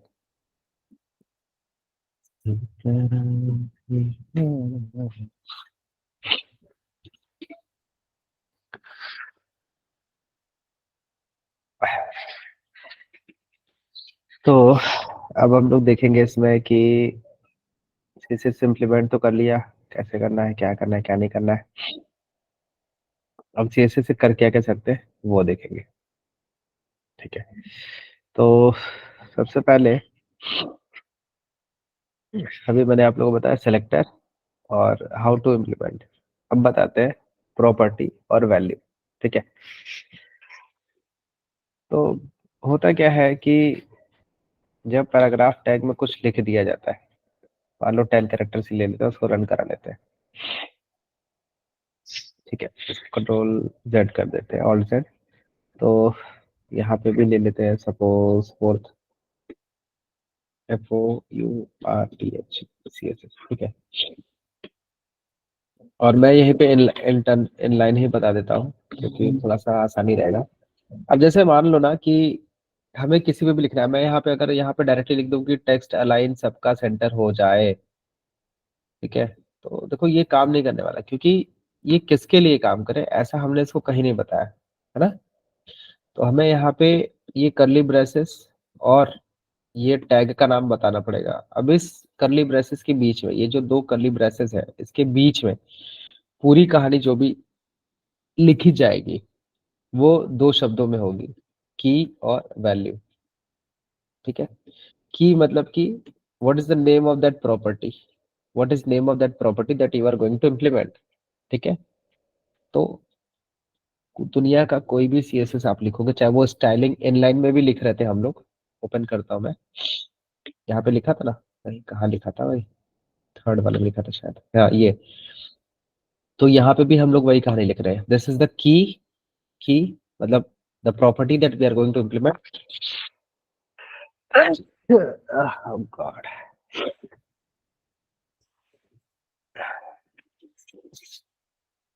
ठीक है, the key and this is the value. ठीक है, that is going to work on that key और द प्रॉपर्टी। ठीक। तो बेसिकली यहाँ पे हमने बोला कि देख भाई तेरा जो बैकग्राउंड कलर है वो ब्राउन हो जाए। ठीक है, तो ब्राउन हो गया। ठीक, ब्राउन को हटा के यहाँ पे बोल दिया कुछ और हो जाए, सपोज करो कि दो कलर ले लेते हैं। डायरेक्टली नहीं, क्या मैं इसको हटा के बैकग्राउंड लिखता हूँ। तो अब दिखा, मैं इसको बोला लीनियर ग्रेडियंट हो जाए, मान लो मैंने इसको कह दिया लाल से पीला हो जाए, तो ये लाल से पीला हो जाएगा। ठीक है, तो कहने का बस ये सेंस है कि यहाँ पे हमें हमेशा की देंगे और राइट साइड में हमेशा उसकी वैल्यू जाएगी। कुछ भी हो सकता है, जैसे मैंने सिर्फ कलर लिखा, तो सिर्फ कलर मतलब कि फॉन्ट कलर की बात हो रही है, इसको मैंने कह दिया कि ये व्हाइट हो जाए तो थोड़ा अच्छा लगेगा पढ़ने में, ये व्हाइट हो गया। ठीक है, और उसको कह दिया कि ये एकदम चिपक करे तो थोड़ी सी गैपिंग बनाते हैं, तो गैपिंग, इंटरनल गैपिंग को बोलते हैं पैडिंग, एक्सटर्नल गैपिंग को बोलते हैं मार्जिन। ठीक है, अभी हम दोनों चीज पढ़ेंगे हम लोग थोड़ी देर में। और ये हो गया हमारा कंटेंट। अब इस यहीं पे बोल दिया कि हमें बॉर्डर चाहिए, तो border it is a name of attribute. और कैसा बॉर्डर चाहिए, मैंने कह दिया कि 5 पिक्सल मोटा बॉर्डर चाहिए। ठीक है, और सॉलिड मतलब कि एक सिंगल लाइन में चाहिए, और कलर ले लेते हैं मान लो ब्लैक। ठीक है, तो ये इस तरीके से दिखेगा। ठीक, अब ये सॉलिड नहीं बजा रहा है तो आप यहाँ पे डैश ले सकते हो, तो डैश में ऐसे लाइनिंग टाइप का आता है। ठीक है, आप चाहो तो डबल ले सकते हो, 2 लाइन आ जाएगा यहाँ पे। ठीक है, और चाहो तो आप, अच्छा ये सब तो कलर्स आ गए हैं, आप डबल डैश, देखो ये ऐसे आ जाएगा, पॉइंट्स में आ जाएगा डॉटेड। ठीक है, तो इस तरीके से आप इतने चाहे, मतलब बहुत सारी चीजें मिलेंगी आपको, आप यहाँ पे डायरेक्टली करो। ठीक, तो ये हो गया की वैल्यू पेयर। तो किसी भी एलिमेंट का कुछ भी सीएसएस लिखना है तो हमेशा उसका की, ठीक है, जैसे होता है ना कि क्या प्रॉपर्टी हमें डिफाइन करनी है और उस प्रॉपर्टी की वैल्यू क्या होगी। जैसे फॉन्ट साइज ही मान लो, यहाँ पे हम लोग फॉन्ट साइज सेट कर देते हैं। फॉन्ट साइज बोल दिया मैंने, बाय डिफॉल्ट जो फॉन्ट साइज होती है वो 16 पिक्सल के बराबर होती है, 1 EM बोलते हैं। 2 EM बोल दिया मतलब दुगना, 32 हो गया। यहाँ पे 2.5 कर दिया मतलब 16 × 2.5, तो दैट विल बी अप्रोक्सीमेटली 16 32 और 8 40 पिक्सल के बराबर ये हो जाएगा।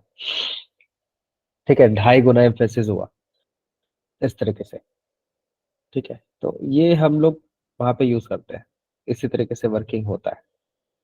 ठीक, तो सीएसएस की यही कहानी होती है कि वैल्यू हर जगह मिलेगा आपको, चाहे वो इंटरनल हो, चाहे एक्सटर्नल हो, चाहे वो इनलाइन हो, डजेंट मैटर। और याद रखना कि जैसे हम लोग इंग्लिश में लिखते हैं लास्ट में फुल स्टॉप, यहाँ पे लिखते हैं सेमी कॉलन। सी लैंग्वेज में पढ़ाई होगा सेमी कॉलन ले, सेमी कॉलन पे सेमी कॉलन, यहाँ पे भी जरूरी है सेमी कॉलन। ठीक है, क्योंकि सेमी कॉलन नहीं दोगे तो उसके बाद का प्रॉपर्टी उसको समझ ही में नहीं आएगा कि है क्या यार, ये लिख क्या रहा है। ठीक है, तो इसलिए सेमी कॉलन देना है, भले आप सबको एक ही लाइन में लिख दो, उसको कोई मतलब नहीं है, आप सबको एक ही लाइन में लिख दो, लेकिन सेमी कॉलन लगाओ। सेमी कॉलन से वो समझेगा कि इसकी प्रॉपर्टी यहीं पे खत्म हो गई है। जैसे देखोगे एग्जाम्पल में, यहाँ पे मैंने देखो जो लिखा है बैकग्राउंड कलर येलो, फिर यहाँ पे देखो सेमी कॉलन लगाया है, देखो ध्यान से तो दिख रहा होगा सेमी कॉलन। उसी तरीके से मैंने कलर ब्लैक लिखा, उसके बाद भी फिर से सेमी कॉलन लगाया है ना। तो हर जगह आपको सेमी कॉलन तो देना पड़ेगा। ठीक है, सेमी कॉलन आप नहीं दोगे तो उसको परेशानी हो जाएगी। क्लियर है, कोई डाउट नहीं होगा इसमें, आई होप सो। कुछ भी है छोटा मोटा तो बताओ, तो फिर अब गाड़ी आगे ले चला जाए, क्योंकि भाई आज कुछ ज्यादा चीजें पढ़ेंगे हम लोग, है ना। तो कल आप लोग थक गए थे, मैं भी थक गया था, आज थोड़ा सा है इसे डाउन।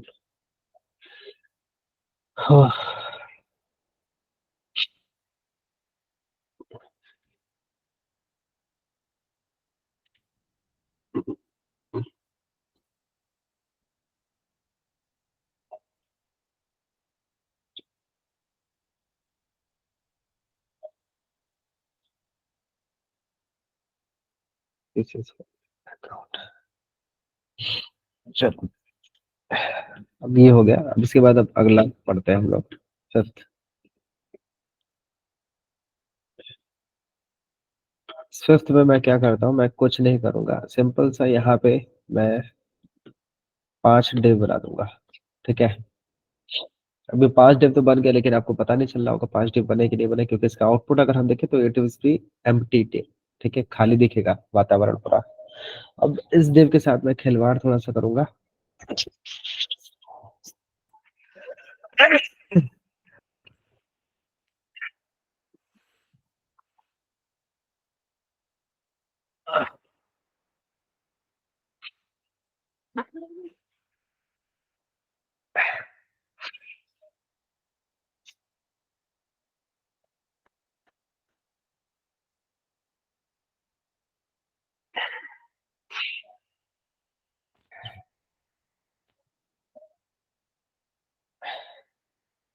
एक्सटर्नल फाइल पढ़ा लेते हैं, स्टाइल 1.css। फिर मेरे छींकने की आवाज जा रही थी माइक तक, देव लगा लेते हैं, तो बोल ही नहीं रहा है। फिर में बंद हो गया क्या माइक? हेलो। No sir. हाँ ठीक है, पैराग्राफ में टेक्स्ट को लीनियर ग्रेडियंट यूज कर सकते हैं।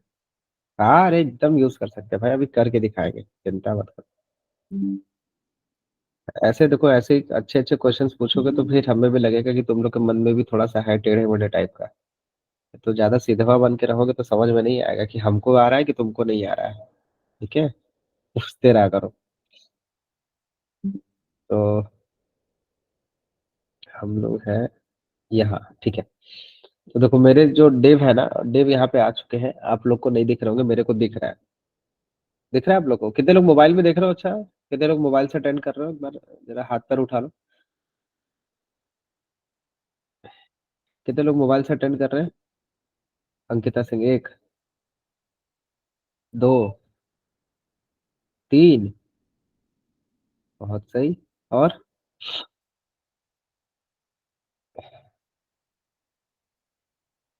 या तुम लोग मोबाइल से देख रहे हो, लैपटॉप सिस्टम से नहीं देखने को?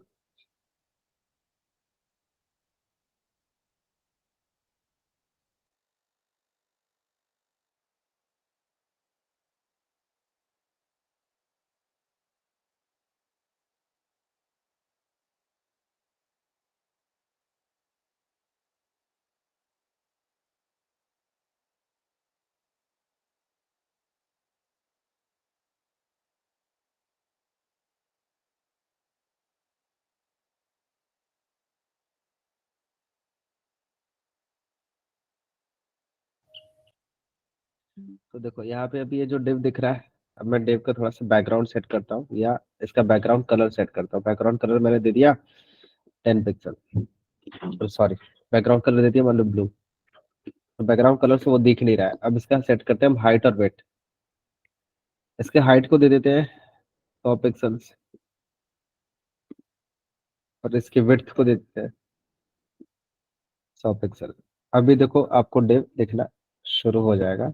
इसलिए नहीं दिख रहा है तो बताएगा ये क्यों नहीं दिख रहा है, क्यों इस पे वर्क नहीं कर रहा है? इस पे हमने लिखा है लेकिन इस पे काम नहीं कर रहा है, क्यों नहीं कर रहा है? कोई बताए? कि लिंक उसमें प्रोवाइड नहीं है। हाँ, अभी हमने इसमें लिंक नहीं किया है। तो लिंक में मैं ऐड करता हूँ स्टाइल 1.css। तो अभी देखो ये साक्षात हमारे डिव सारे प्रकट हो चुके हैं। तो डिव एक ही लाइन से दिख रहे हैं। इस डिव को मैं सेट कर देता हूँ बॉर्डर के साथ। बॉर्डर दे दिया 2 पिक्सल सॉलिड रेड कलर का। ठीक है, तो ये हो गया। अब ये सब एक दूसरे से एकदम चिपक चिपक के मजा नहीं आ रहा, थोड़ा सा इसको मार्जिन दे देते हैं। तो मार्जिन दे देते हैं मान लो 5 पिक्सल का। तो देखो गैपिंग हो गई है ना। अब थोड़ा अच्छा लग रहा है। मैं इसको थोड़ा सा स्मॉल करता हूँ, देखो ऐसा आ रहा है एक के नीचे एक। मैं चाहता हूँ कि ना ये सब जो एक के नीचे एक आया वो सब मतलब ऐसे आ जाए, मतलब 1 2 3 4 करके साइड में आ जाए। मैं थोड़ी गिनती यहाँ ले लेता हूँ, 1 2 3 4 5। सेव किया तो देखो 1 2 3 4 5 है, लेकिन ये जो 1 2 3 4 5 है पढ़ने में नहीं आ रहा। मैं तो मतलब आंखें बाहर निकल आएगी उसको पढ़ने में। तो फॉन्ट साइज थोड़ा सा बढ़ा देते हैं ना, और भी थोड़ा पढ़ने में आ रहा होगा। आ रहा है सभी को, है ना? 1 2 3 4 5। टेक्स्ट अलाइन सेंटर चिपका लो तो और थोड़ा सा थोड़ा अच्छे पढ़ने में आ जाएगा। अभी सही है, अभी तक क्लियर है ना? तो देखो अभी हम लोगों ने कितनी प्रॉपर्टीज देखी, हाइट और विड्थ। किसी भी चीज का हाइट और विड्थ सेट करना है तो आप हाइट और विड्थ लगा दो। किसी भी चीज का मार्जिन सेट करना है तो मार्जिन लगा दो। अभी हम लोग मार्जिन और डिटेल पढ़ेंगे, इसका और अच्छा होता है। हम लोग मेन पढ़ने आए थे यहाँ पे फॉन्ट साइज, फॉन्ट का कलर भी लगा लेते हैं। अभी के लिए वीट, द वाइट लिखने जा रहा वीट हो गया यार, पता नहीं। गेरुआ रंग भी होता है अच्छा वीट। तो तो यहाँ पे हमने यहाँ पे लिखा colour and this is that. नई प्रॉपर्टी के बारे में जानेंगे। यहाँ पे हम लोग समझते हैं फ्लोट। ये फ्लोट क्या करते हैं, जैसे हम लोग तैरते हैं ना, मान लो गंगा जी में तैर रहे हैं, नदी में तैर रहे हैं, तो हम लोग लेफ्ट साइड जा रहे हैं तो पूरा बहाव लेफ्ट की तरफ होगा, तो ये देखो ऐसे आ जाएगा वातावरण, ये ऐसा दिखेगा। ठीक है, मैं इस कोड को नीचे लेकर आता हूँ और यहाँ पे और यहाँ पे मैं ये जो फ्लोट लेफ्ट लिखा हूँ ना, मैं इस फ्लोट लेफ्ट को हटा के फ्लोट राइट कर देता हूँ, तो देखो अब कैसा वातावरण आ जाएगा। 1 एकदम राइट साइड में चिपक गया, फिर 2, फिर 3, फिर 4, फिर 5। दिख रहा है? फ्लोट का मतलब समझ में आ गया सभी को?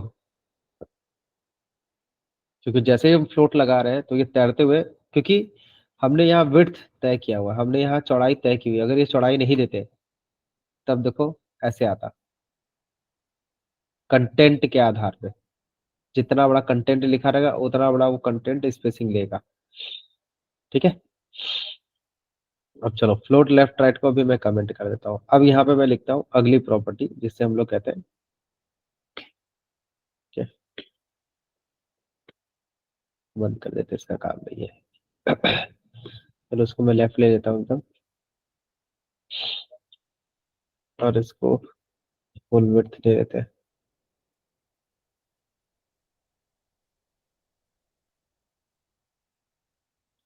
देखो अब अगली जो प्रॉपर्टी है वो है डिस्प्ले। अगर मैं इसको बोल दूं डिस्प्ले इनलाइन, तो इनलाइन क्या करेगा, हाइट से इसको मतलब नहीं है, ये एक के बगल में एक चिपका के रख देगा।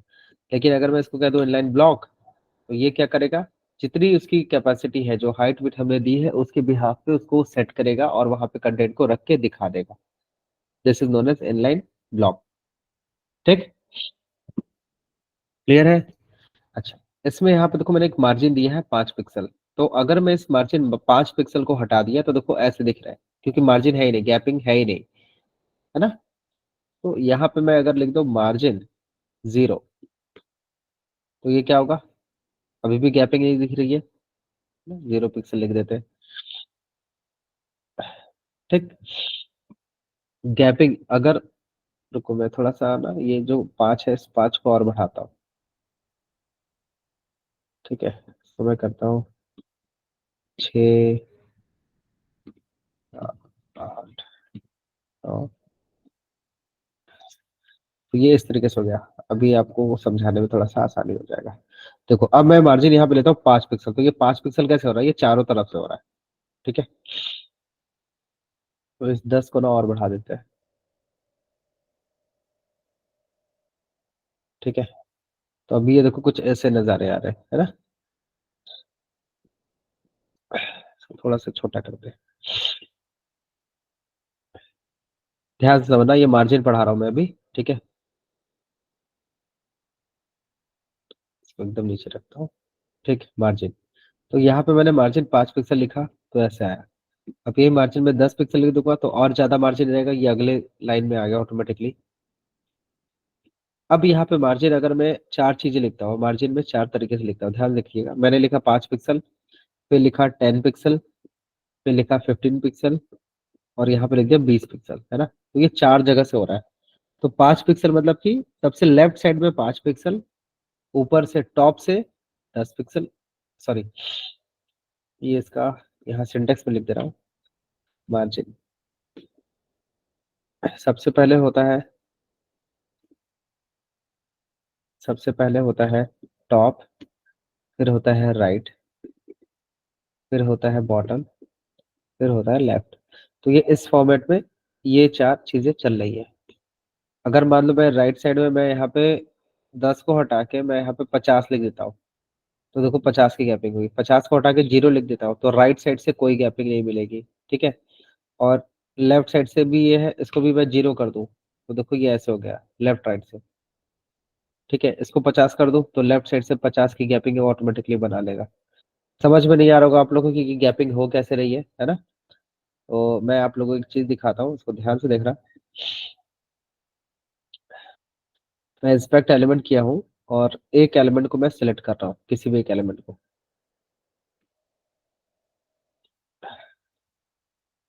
देखो ध्यान से नीचे यहाँ पे देखो, मैंने एक एलिमेंट को सिलेक्ट किया। ठीक है, तो देखो यहाँ पे देखो मार्जिन दिख रहा है बाहर में, दिख रहा है सभी को स्क्रीन पे। मार्जिन देखो बाहर में दिख रहा है, ये ऊपर से दिख रहा है 5, यहाँ पे देखो मैंने लिखा हुआ है ना, टॉप पे 5, ऊपर से दिख रहा है 5, राइट साइड से 0, यहाँ पे देखो माइनस का सिंबल है, माइनस मतलब कुछ भी नहीं है ना, बॉटम से 15 पिक्सल और लेफ्ट साइड से 50 पिक्सल।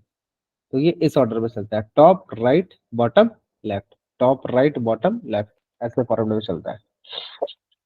ठीक है, डिव जो हमने लिया था वो 100 बाय 100 लिया था, तो देखो उसकी उसकी यहाँ पे दिख रही है, बॉर्डर बनाया हुआ है 2 पिक्सल सॉलिड है, तो ये 2 पिक्सल का बॉर्डर और उसके बाहर का ये एरिया। तो जो हमारा बॉक्स होता है, जो हमारा कंटेनर या एलिमेंट होता है, बॉर्डर के बाहर की जो एरिया होती है वो होती है मार्जिन, बॉर्डर के अंदर की एरिया होती है वो होती है पैडिंग। तो बॉर्डर और कंटेंट के बीच की जो गैपिंग होती है इसी को हम लोग कहते हैं पैडिंग। तो यहाँ पे जो भी चीजें हमने बनाया, तो अगर मैं यहाँ पे स्टाइल चेंज करता हूँ, मैं यहाँ पे एक स्टाइल बढ़ाता हूँ पैडिंग, पैडिंग और यहाँ पे बोल दिया 10 पिक्सल्स। तो देखो कंटेंट, ध्यान देखना आप, कंटेंट और बॉर्डर के बीच में, कंटेंट यहाँ बीच में बैठा है और बॉर्डर ऊपर में बैठा है, दोनों के बीच में जो गैपिंग है वो 10 पिक्सल की हो गई। ठीक है, क्लियर? मार्जिन पैडिंग समझ में आया सभी को? किसी को कोई डाउट है इसमें मार्जिन और पैडिंग में?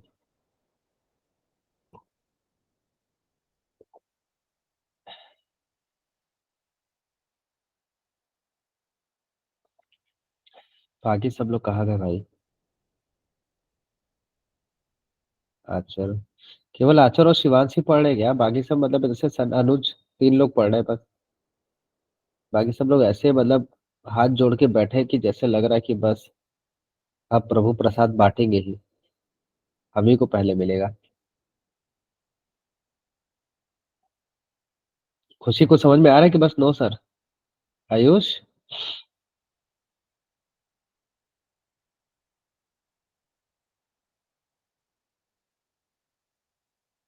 किसी को कोई डाउट नहीं है? चलो अच्छा एक काम करो, एक डेव बना आप लोग, ये सर समझ में आ रहा है, गुड। एक डेव बनाइए आप लोग, उस डेव में अपना अपना नाम लिख लीजिए, सबको अपना नाम उम्मीद करते पता होगा। उस नाम का जो बैकग्राउंड कलर है वो रेड कलर कर दीजिएगा, और जो फोरग्राउंड कलर मतलब टेक्स्ट का कलर है वो येलो कर दीजिए, और विड्थ डिव का हाइट और विड्थ 200 बाय 200 करिए। चलिए जल्दी से बनाइए, बना के मेरे को स्क्रीनशॉट भेजिए। तो क्वेश्चन समझ में आया? मैं स्क्रीन पे लिख दे रहा हूँ यहाँ पे, मैंने जो बोला अभी बनाए को तुरंत बनाओ जल्दी से सब लोग, देखे किसको कितना समझ में आ रहा है। ठीक है, मैंने बोला आप सबको कि क्रिएट अ डिव, ठीक है, right your name inside inside div and set following properties। पहली प्रॉपर्टी है कि बैकग्राउंड कलर जो है वो रेड हो जाए, फॉन्ट कलर वो मान लो एक्वा हो जाए, ठीक है, और बॉर्डर लगा दो, उस पे बॉर्डर लगा दो ब्लैक कलर का 2 पिक्सल का, और हाइट और विड्थ दोनों 200 पिक्सल हो जाए। चलो जल्दी से ये सेट करके बना के दिखाओ मेरे को, जल्दी, फटाफट।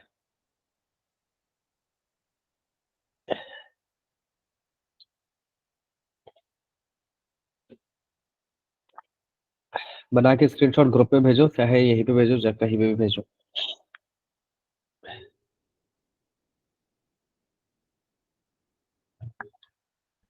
हो गया शिवांश? ग्रुप में भेजिए स्क्रीनशॉट।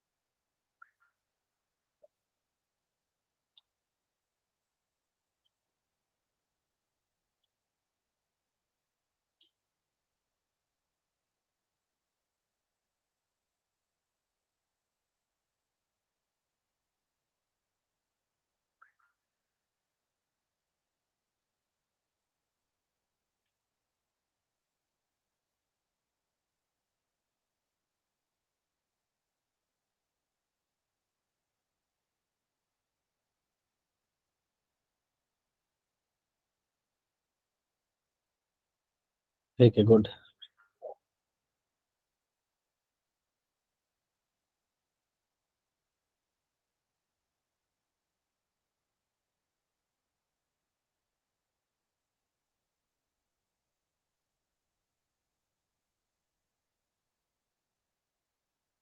नहीं अभिषेक, ये आपका काम नहीं करेगा, इसको उसको सिस्टम पे लिख के देखो, ये काम नहीं करेगा।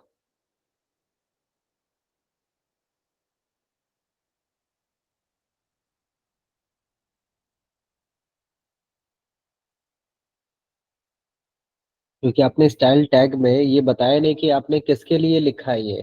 आपने डेव लिखा वहां पे, डेव लिख के उसके अंदर ये सब लिखोगे ना। आपने डायरेक्टली प्रॉपर्टी में वैल्यू लिख दिया। ये नहीं काम करेगा अभिषेक।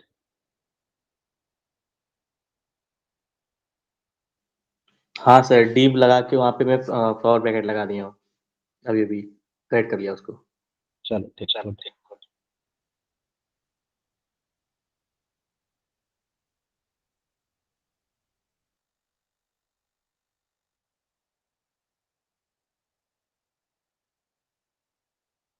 बाकी सब कहाँ रह गए?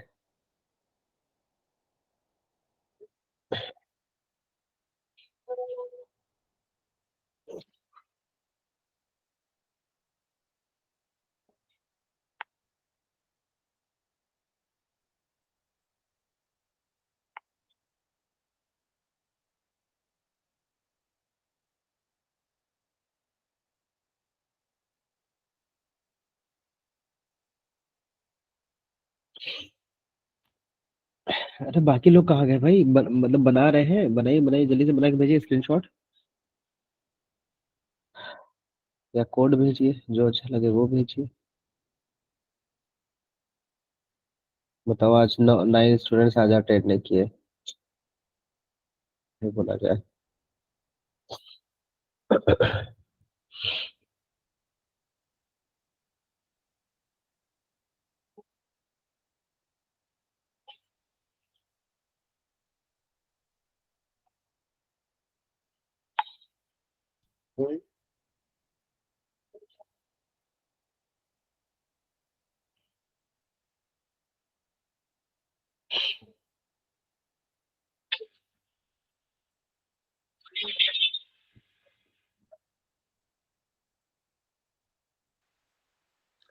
सर आउटपुट भेजा है। हाँ हाँ, देखा देखा मैंने। ठीक है, गुड।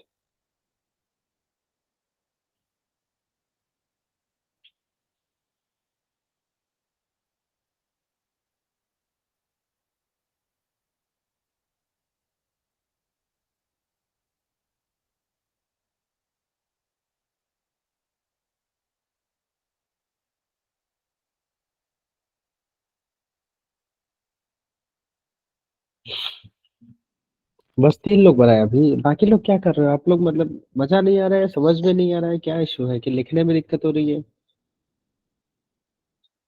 कोई बात है तो भाई बताओ। बताओगे नहीं तो सोल्यूशन कैसे होगा?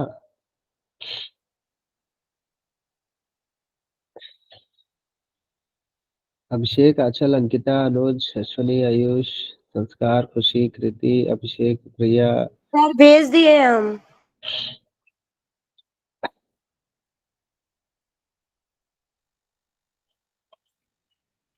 हाँ ठीक।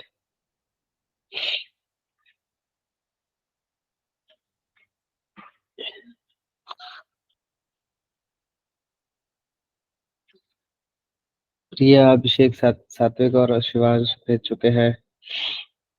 अभिषेक भेजे हैं। सर मैं भी भेजी हूँ। हाँ हाँ, अरे हाँ भाई, आचर आ गया। वहां पे ब्लू टिक नहीं दिख रहा है क्या? नहीं, व्हाट्सएप खोल के नहीं देख रहे। चलो ठीक है, गुड। छोटा सा काम, इतना मेहनत लग रहा है। चलो देखो इधर, फटाफट बना लिए हो, ठीक है। बनाना चाहिए ना, आप लोग थोड़ा सा मेहनत करो भाई। छोटे छोटे टास्क है, इसको करने में इतना सोचोगे तो फिर कैसे काम चलेगा? मैंने बोला कि जैसे ये जो डिव्स बने हैं, इसकी जगह में बस आपको एक नॉर्मल से डिव बनाना है।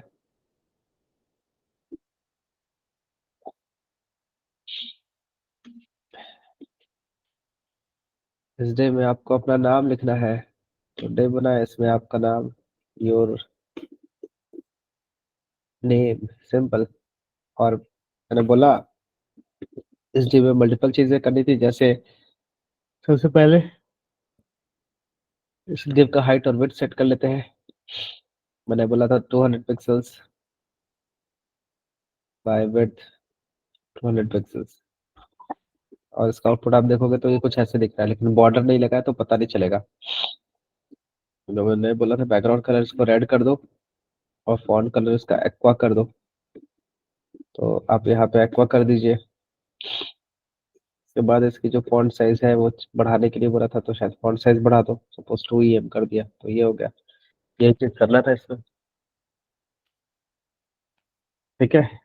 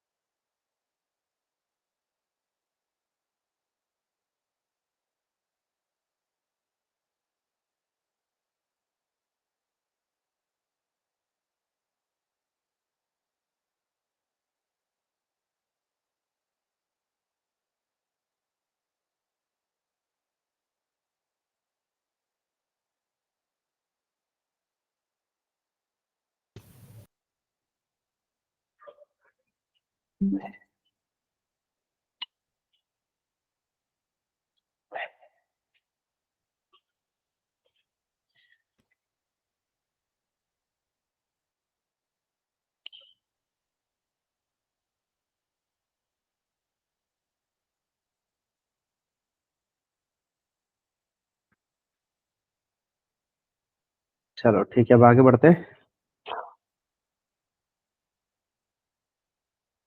चलो आयुष, बहुत अच्छा।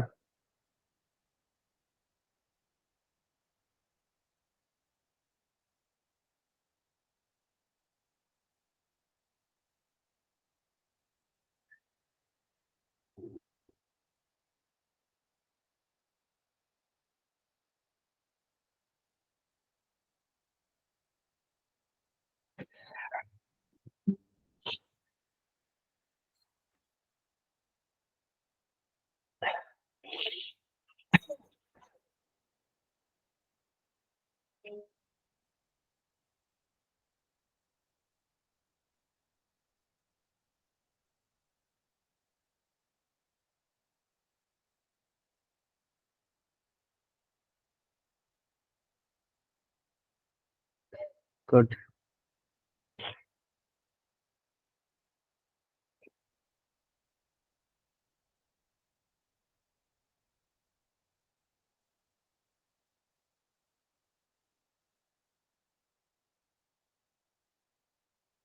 तो CSS में अभी कलर और बैकग्राउंड देखा, ठीक है। फॉन्ट के बारे में थोड़ा सा जान लेते हैं, फॉन्ट में क्या क्या चीजें होती है, कैसे होती है।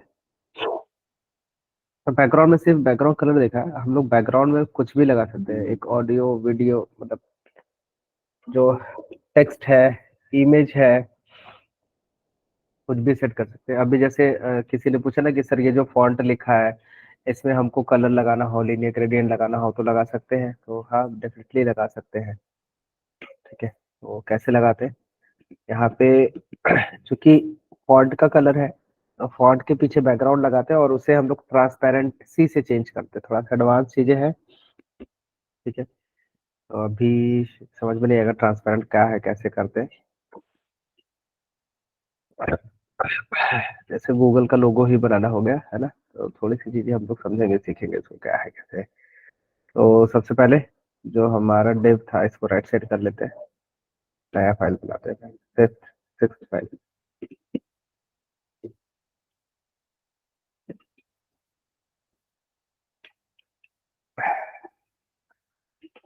को रन कराते हैं, तो डिव बनाते हैं छोटा सा, ठीक है। और डेव ही बना के ऐसे ही छोड़ देते हैं इसको, इसमें लिखेंगे we are going to work with the background. ठीक है, we are going to work with the background ना। तो बेसिकली जब आप रन कराओगे तो कुछ ऐसा एम्प्टी लिखेगा। तो सबसे पहले हम इसका हाइट विड्थ सेट कर लेते हैं, स्टाइल टैग बनाते हैं, डेव का हाइट विड्थ सेट करते हैं। चलो 400 बाई 400 कर देता हूँ मैं, और इसका बॉर्डर लगा देते हैं।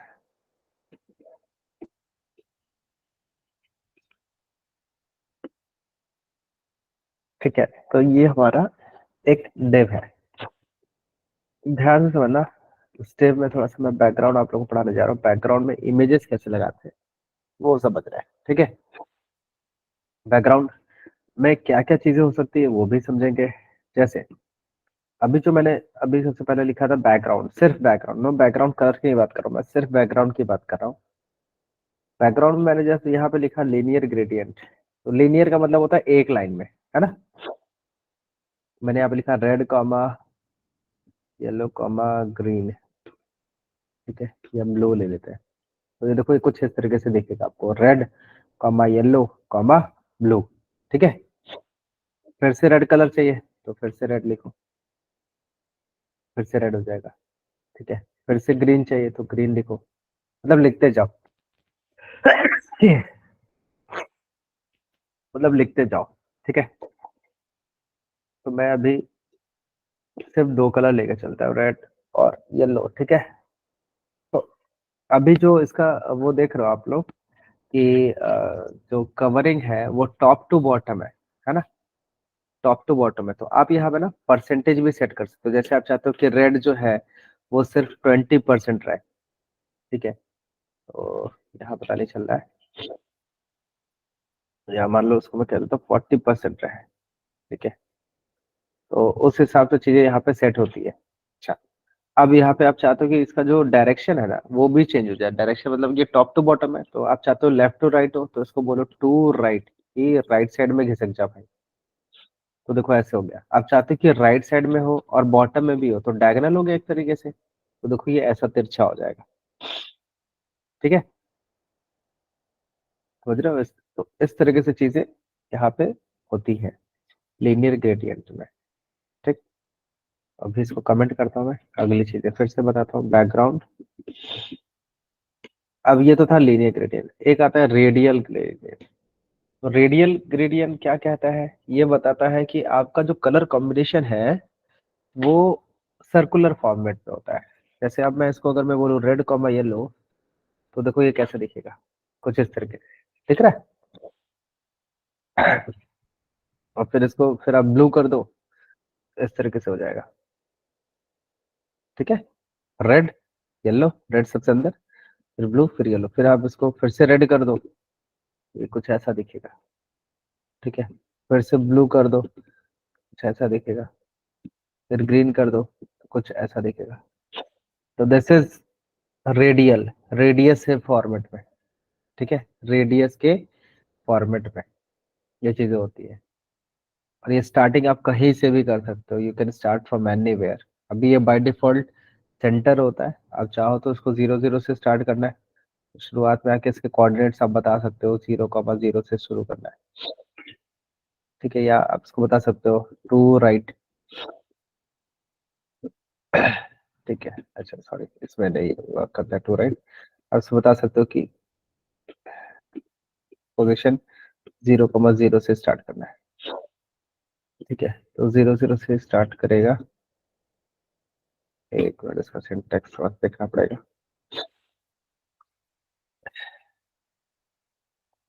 ठीक है, रेडियल ग्रेडियंट, एक मिनट यहीं से देख लेते हैं। तो radial gradient short hand property for most backgrounds, और देख लेते हैं।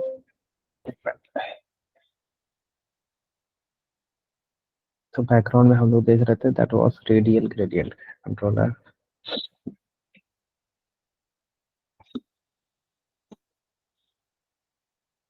रेडियल ग्रेडियंट सीएसएस, हाँ, तो रेडियल ग्रेडियंट का ये हो गया वर्किंग। अच्छा इसका ये रहा इंडेक्स, सॉरी सर्कल एट, आपको बताना पड़ता है कि कहाँ कहाँ पे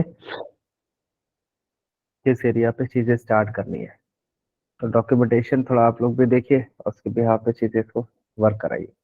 अच्छा कुछ लोगों ने ये पूछा था मुझसे कि सर अगर इसको बारे में डिटेल पढ़ना है तो कहाँ से पढ़े। ये है एमडीएन वेब डॉक्स। एमडीएन मतलब ये मोजिला डेवलपर नेटवर्क होता है। यहाँ पे जो चीजें आपको मिलेंगी ना वो W3 स्टैंडर्ड के बिहाफ पे बहुत ही अच्छी और लेटेस्ट चीजें मिलेगी जो अभी के समय में चल रहा है। ठीक है, मैं ये नहीं कह रहा W3 स्कूल अच्छा है खराब है, नहीं, आप यहाँ से भी पढ़ सकते हो, नो इशू। ठीक है, बेस्ट है, लेकिन यहाँ से केवल वो चीजें आपको मिलेंगी जो आपका प्रैक्टिकल में काम भर चल जाएगा। यहाँ पे वो चीजें मिलेंगी जो करंट में चल रहा है। ठीक है, जिससे वर्किंग आप करोगे फ्यूचर में भी। ठीक है, इसीलिए VS कोड में मैं बताता हूँ, क्योंकि VS कोड पे कुछ भी आपको नहीं समझ में आ रहा है, सिंपल आप वहां पे वेट करो, ऊपर में ऐसे खुल कर आएगा और वहां पे आपको डायरेक्टली एमडीएन का ही रेफरेंस मिलेगा इसका। ठीक है, तो इससे आप कुछ भी इजी वे में सीख सकते हो। जैसे आपको नहीं पता बॉर्डर से क्या क्या होता है, तो बॉर्डर पे आप इस पे सेलेक्ट करके ओपन कर लो डायरेक्टली, आपका बाय डिफॉल्ट ओपन होकर आ जाएगा। यहाँ पे आप सब कुछ देख सकते हो, सारे डॉक्यूमेंटेशन आपको अवेलेबल होंगे। क्लियर? मैं सिर्फ वेब डेवलपमेंट की बात कर रहा हूँ, मतलब ऐसा नहीं कि कोई और लैंग्वेज सीखने जा रहे हो तो वहां पे भी एमडीएन खुलेगा ना। हर एक लैंग्वेज का अपना डॉक्यूमेंटेशन होता है। ठीक है, लेकिन इसके जो रेफरेंसेस तुम्हें मिलेंगे आप लोग को वो बहुत ही अच्छा मिलेगा। जैसे HTML ही सिर्फ मान लो सीखना है, मान लो मैं कहता हूँ सिर्फ HTML, तो मैंने कल मल्टीमीडिया टैग्स बताए थे। मल्टीमीडिया में आप यहाँ से जाओ, डायरेक्ट देखो कैसे काम करता है, क्या करता है। ठीक है, इससे हम लोग कैसे वर्क कराते हैं, देखो वीडियो टैग मैंने बताया, वीडियो के अंदर देखो पैराग्राफ, कि अगर ये वीडियो नहीं सपोर्ट करेगा तो पैराग्राफ में इस तरीके से लिख करा देगा। ये मैंने कल बताया था आपको, नहीं बताया था, है ना। इसीलिए कह रहा हूँ कि जो भी चीजें आप देखोगे तो ऐसी जगह से देखो कि जहां से उसके बाद देखने के बाद आपको कहीं और देखना ही ना पड़े। ओके, तो it's better to use Mozilla मतलब MDN documentation. W3 school is much better, no issue, आप यूज करो, उस पर ट्राई करो, प्रैक्टिस करो। सो ये था हमारा रेडियल ग्रेडियंट। अब इसी तरीके से एक और आता है बैकग्राउंड में, बैकग्राउंड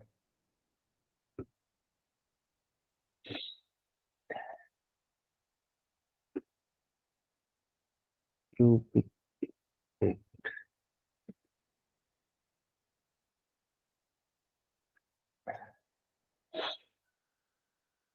रेडियल लीनियर, अच्छा रिपीटिंग रेडियल।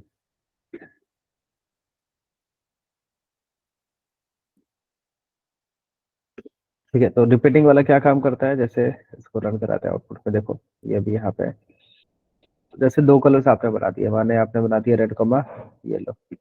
ठीक है, तो अब ये रेड और येलो तो ऐसे दिख रहा है रिपीटिंग में, लेकिन अगर आप यहाँ पे कर दोगे कि रेड जो है वो 50% पे दिखे और जो येलो है वो भी 50% पे दिखे, तो ये, एक मिनट सॉरी, ऐसे दिखे, तो ये इस तरीके से रिपीटेड वे में होने लगता है। ठीक है, इसको मैं हटा देता हूँ।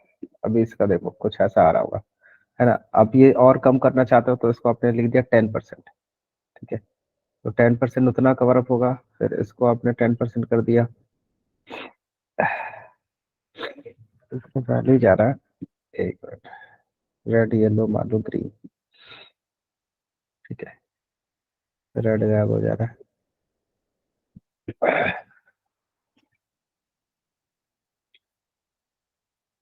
10 20 30 परसेंटेज का है थोड़ा सा खेल, आप लोग इसको खुद से ट्राई करना, डॉक्यूमेंटेशन देख के तो समझ में आएगा। परसेंटेज में भी दे सकते हैं, पिक्सेल्स में भी दे सकते हैं, डायरेक्शन भी दे सकते हैं। ठीक है, तो इस तरीके से कुछ चीज दिख रही है। जो ग्रीन का मैंने कोई परसेंट अभी नहीं डिसाइड किया है, तो इसलिए वो एज इट इज दिख रहा है। 10% रेड मतलब जितना कम रेड, उसके बाद 20% येलो, और अगर मान लो मैंने इसको 50% कर दिया, सॉरी 50% कर दिया, तो 50% येलो कवर करेगा, बाकी रिमेनिंग जो बचेगा वो ग्रीन कवर अप करेगा। तो 1050, और इसको मान लो मैंने 40% कर दिया, बचा कितना, 40%। तो इस वे में ये हो गया। अब देखो यहाँ पर रेड और येलो ही ज्यादा कवर कर लिया, मैक्स इसके लिए जगह नहीं बच पाया क्योंकि प्रायोरिटी उसकी बढ़ जा रही है, इसलिए यहाँ पे चीजें हम हटा देते हैं, तो ऑटोमेटिकली ये इसके हिसाब से सेट कर लेगा, ब्रैकेट में से हो गया। ठीक है, इसके हिसाब से चीजें सेट कर लेगा।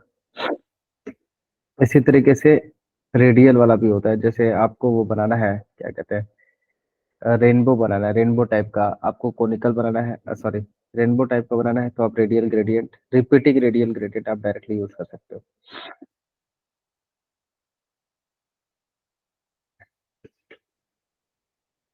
रिपीटिंग रेडियल ग्रेडियंट, अब आपने यहाँ पे दे दिया रेड कॉमा येलो, तो ये कुछ इस तरीके से, यहाँ पे भी आप परसेंट दे दिए, 10%,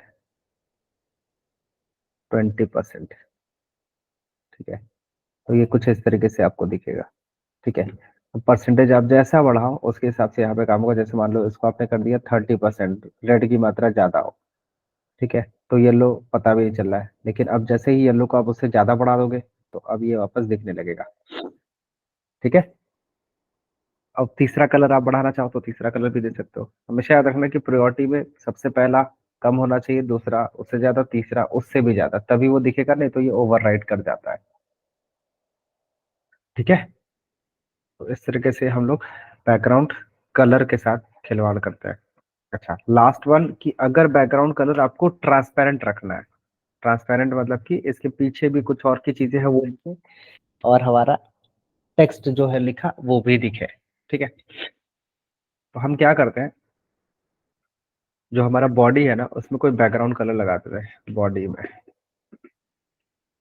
बैकग्राउंड कलर या बैकग्राउंड इमेज लगाते हैं। ठीक है, एक छोटा सा एक अच्छा सा इमेज देख लेते हैं पिक्सल से।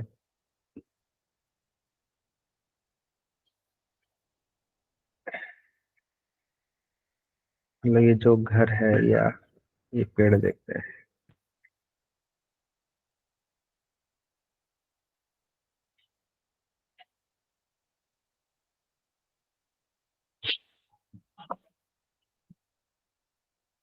इसका इमेज एड्रेस कॉपी कर लेते हैं और इसी को मैं बैकग्राउंड में यहाँ पे लगा देता हूँ, सेव करता हूँ। और अभी आप देखोगे यहाँ पे बैकग्राउंड, रिपीटेड बैकग्राउंड दिख रहा है ना, तो रिपीटेड इसलिए है क्योंकि अभी बैकग्राउंड के बारे में पढ़ेंगे, ये रिपीटिंग को कैसे हटाते हैं। और इसको राइट साइड कर लेते हैं। यहाँ पे हम सेट करते हैं बॉर्डर, बॉर्डर का कलर दे देता हूँ मैं वाइट, जिससे आपको पता चले कि बॉर्डर है। ठीक है, और इसको कर देता हूँ 15 पिक्सल। ठीक, अब देखो यहाँ पे मैं कलर सेट करता हूँ, बैकग्राउंड कलर। ठीक है, हेलो, मैं यहाँ पे बैकग्राउंड कलर सेट करता हूँ। तो बैकग्राउंड में मैं कुछ भी लिखने से पहले एक छोटा सा पैराग्राफ लिखते हैं, hello this is just example. ठीक है, तो यहाँ पे ब्लैक कलर का वो दिख नहीं रहा है, मैं इसका कलर सेट कर देता हूँ व्हाइट में। अभी दिखने में आ रहा है, पढ़ने में आ रहा है, लेकिन मैं चाहता हूँ कि ये जो इसका कलर है वो ब्लैक ही रहे, लेकिन उसके और नॉर्मल जो बैकग्राउंड है उन दोनों के बीच में कलर आ जाए। तो मैं बैकग्राउंड कलर सेट करने जा रहा हूँ, RGBA। ठीक है, RGB मतलब red green black, sorry red green blue, और A मतलब एब्सोल्यूट, कि कितना इसका जो डिफरेंस है वो चीजें वहां पे सेट हो। ठीक है, वो चीजें उस पे सेट है। तो हम यहाँ पे क्या करने जा रहे हैं, हम ले लेते हैं 0,0,0,0.5। अब 0.5 ले लिए तो चीजें तो पता नहीं चल रही क्योंकि बैकग्राउंड भी उसी कलर का है। 255 लेता हूँ, 255। ठीक है, अभी देखो ये कलर थोड़ा चेंज हो रहा है और बैकग्राउंड का जो कलर है वो भी दिख रहा है। ठीक है, मैं इसको 125 लेता हूँ और इसे भी 125 कर देता हूँ। ठीक है, और ब्लू को थोड़ा सा ज्यादा करते हैं, 255 कर देते हैं ब्लू को। देखो ब्लू कलर कलर ज्यादा हाईलाइट हो गया। और ये जो होता है लास्ट में 0.5 का, ये ट्रांसपेरेंसी होता है। जीरो से, हाँ सर, 0 से लेकर 1 के बीच में, मतलब इसको मैं 0.7 कर दूं तो ये ज्यादा डार्क हो जाएगा, 0.2 कर दूं तो ज्यादा लाइट कलर हो जाएगा, मतलब बैकग्राउंड दिखने लगेगा उतना ज्यादा। ठीक है। अब इसमें आप ये कलर ब्लैक कर दोगे, व्हाइट कर दोगे, तो ये पढ़ने में भी अच्छा आएगा। थोड़ा सा पैडिंग यूज कर लेते हैं तो थोड़ा सा कंटेंट बीचों बीच आ जाएगा। पैडिंग ले लेते हैं, मान लो 20 पिक्सल्स। ठीक है, तो इस तरीके से चीजें हो जाएंगी। तो आपको जो स्क्रीन के पीछे का जो बैकग्राउंड है वो भी दिख रहा है, आपने जो कलर लगाया है वो भी दिख रहा है, और आपका जो फॉन्ट है वो भी दिख रहा है। तो इस तरीके से चीजें सेट हो जाएंगी। ठीक है, कोई डाउट इसमें? No sir. क्लियर है बैकग्राउंड कैसे सेट हुआ, क्या हुआ? तो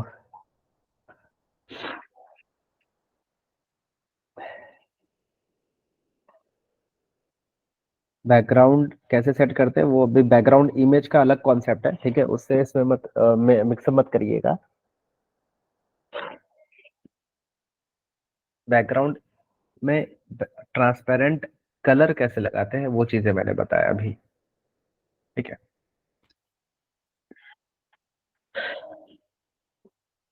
तो आप ट्रांसपेरेंट कलर और इमेज दोनों लगा सकते हो, नो इशू। जैसे हमने ये लगाया, यहाँ पे मैं एक और इमेज भी ये लगा देता हूँ, यूआरएल में जो इमेज हमने कॉपी किया था उसको पेस्ट करता हूँ। ठीक है, और ये बॉडी में जो बैकग्राउंड है वो हटा देता हूँ।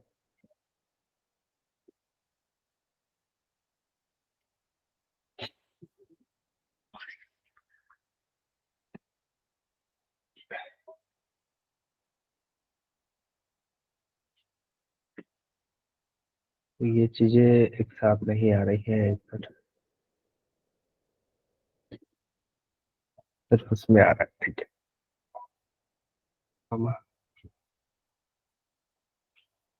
कलर नहीं आ रहा है, लीनियर ग्रेडियंट में लगाना पड़ेगा इसको।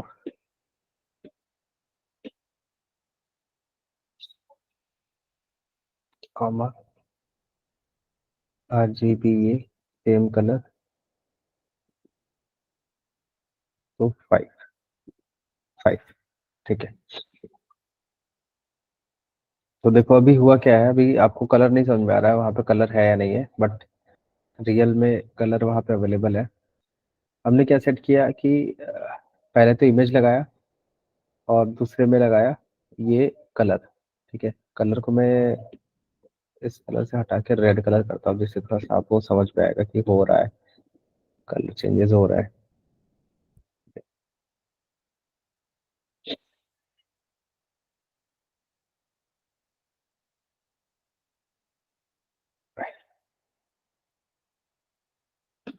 Background position, centre, centre. ठीक है, तो बीचों बीच आ रही है। चलो अभी इसको छोड़ दो, अच्छा फिलहाल। ठीक है, ग्रेडियंट मल्टीपल इमेजेस कैसे लगाते हैं वो कल समझेंगे, कल देखेंगे कैसे होता है। अभी तक में इस पे कोई डाउट कलर से रिलेटेड, कि कलर कैसे सेट होता है? बैकग्राउंड कलर, टेक्स्ट कलर और फॉन्ट, फॉन्ट और टेक्स्ट ऑलमोस्ट दोनों सेम है। इसमें अभी किसी को कोई डाउट है तो पूछिए कुछ। इमेजेस कैसे मल्टीपल इमेज सेट करते हैं, सिंगल इमेज सेट करते हैं, हम एक ही में 4 इमेजेस कैसे लगा सकते हैं, 10 इमेज कैसे लगा सकते हैं, जगह कैसे सेट कर सकते हैं, ये सब चीजें हम लोग देखेंगे इसमें अभी। तो अभी के लिए कुछ डाउट है तो पूछ लो एक बार, क्या है, कैसे है, क्या है? हाँ, सर क्या हर एक वर्ड, हर लेटर्स को हम अलग अलग कलर दे सकते हैं हाँ, दे इसमें? सकते हैं, तो उसके लिए आपको स्पैन लगाना पड़ेगा। जैसे ये सब अलग अलग लेटर है ना, जैसे सब एच है हाँ ऐसे समझो, ये एच आपने लिखा, स्पैन टैग लगाया, और स्पैन के अंदर आप एच को रखोगे। अब इस स्पैन के थ्रू आप इस एच का कलर दोगे, ये अलग से कलर मतलब नहीं बनेगा। ठीक है, मान लो यहाँ पे हमने कोई क्लास ले लिया फर्स्ट, तो इसका पहले आउटपुट देख लेते हैं। तो यहाँ पे भी हेलो दिख रहा है ना, हेलो। तो इस एच का कलर आप यहाँ से चेंज कर सकते हो डॉट फर्स्ट लगाकर, और इसका जो कलर है COLOR, आपने यहाँ से रेड दे दिया, तो ये एच का कलर रेड हो गया। इसी तरीके से ई का होगा, ऐसे होगा। मतलब हर एक को आपको टैग के अंदर रख के तब चीजें करनी होंगी। डायरेक्टली नहीं होगा, ठीक है। क्योंकि फॉन्ट पे अगर असर कराना है, चीजें असर करानी है, तो वो इन अंदर से होगा, बाहर पे नहीं होगा। क्लियर है? Yes sir. ठीक।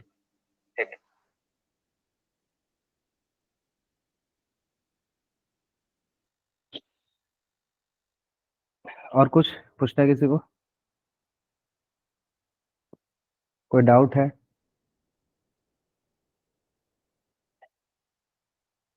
मल्टीपल इमेजेस आई फ्रेम के थ्रू यूज कर सकते हैं, तो आई फ्रेम की जरूरत नहीं है, no need to use I frame.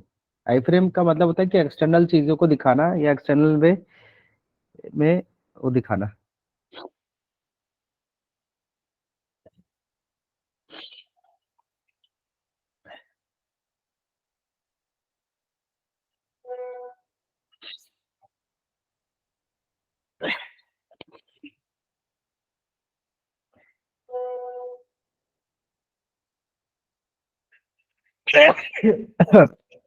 चलो ठीक है फिर,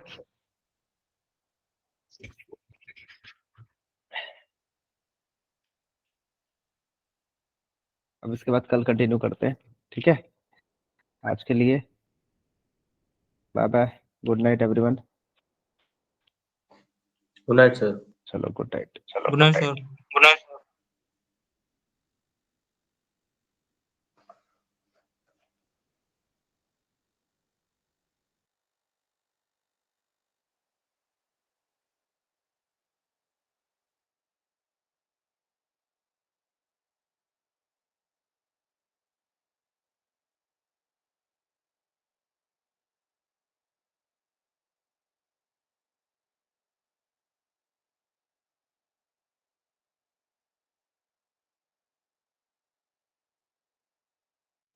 थैंक यू सर।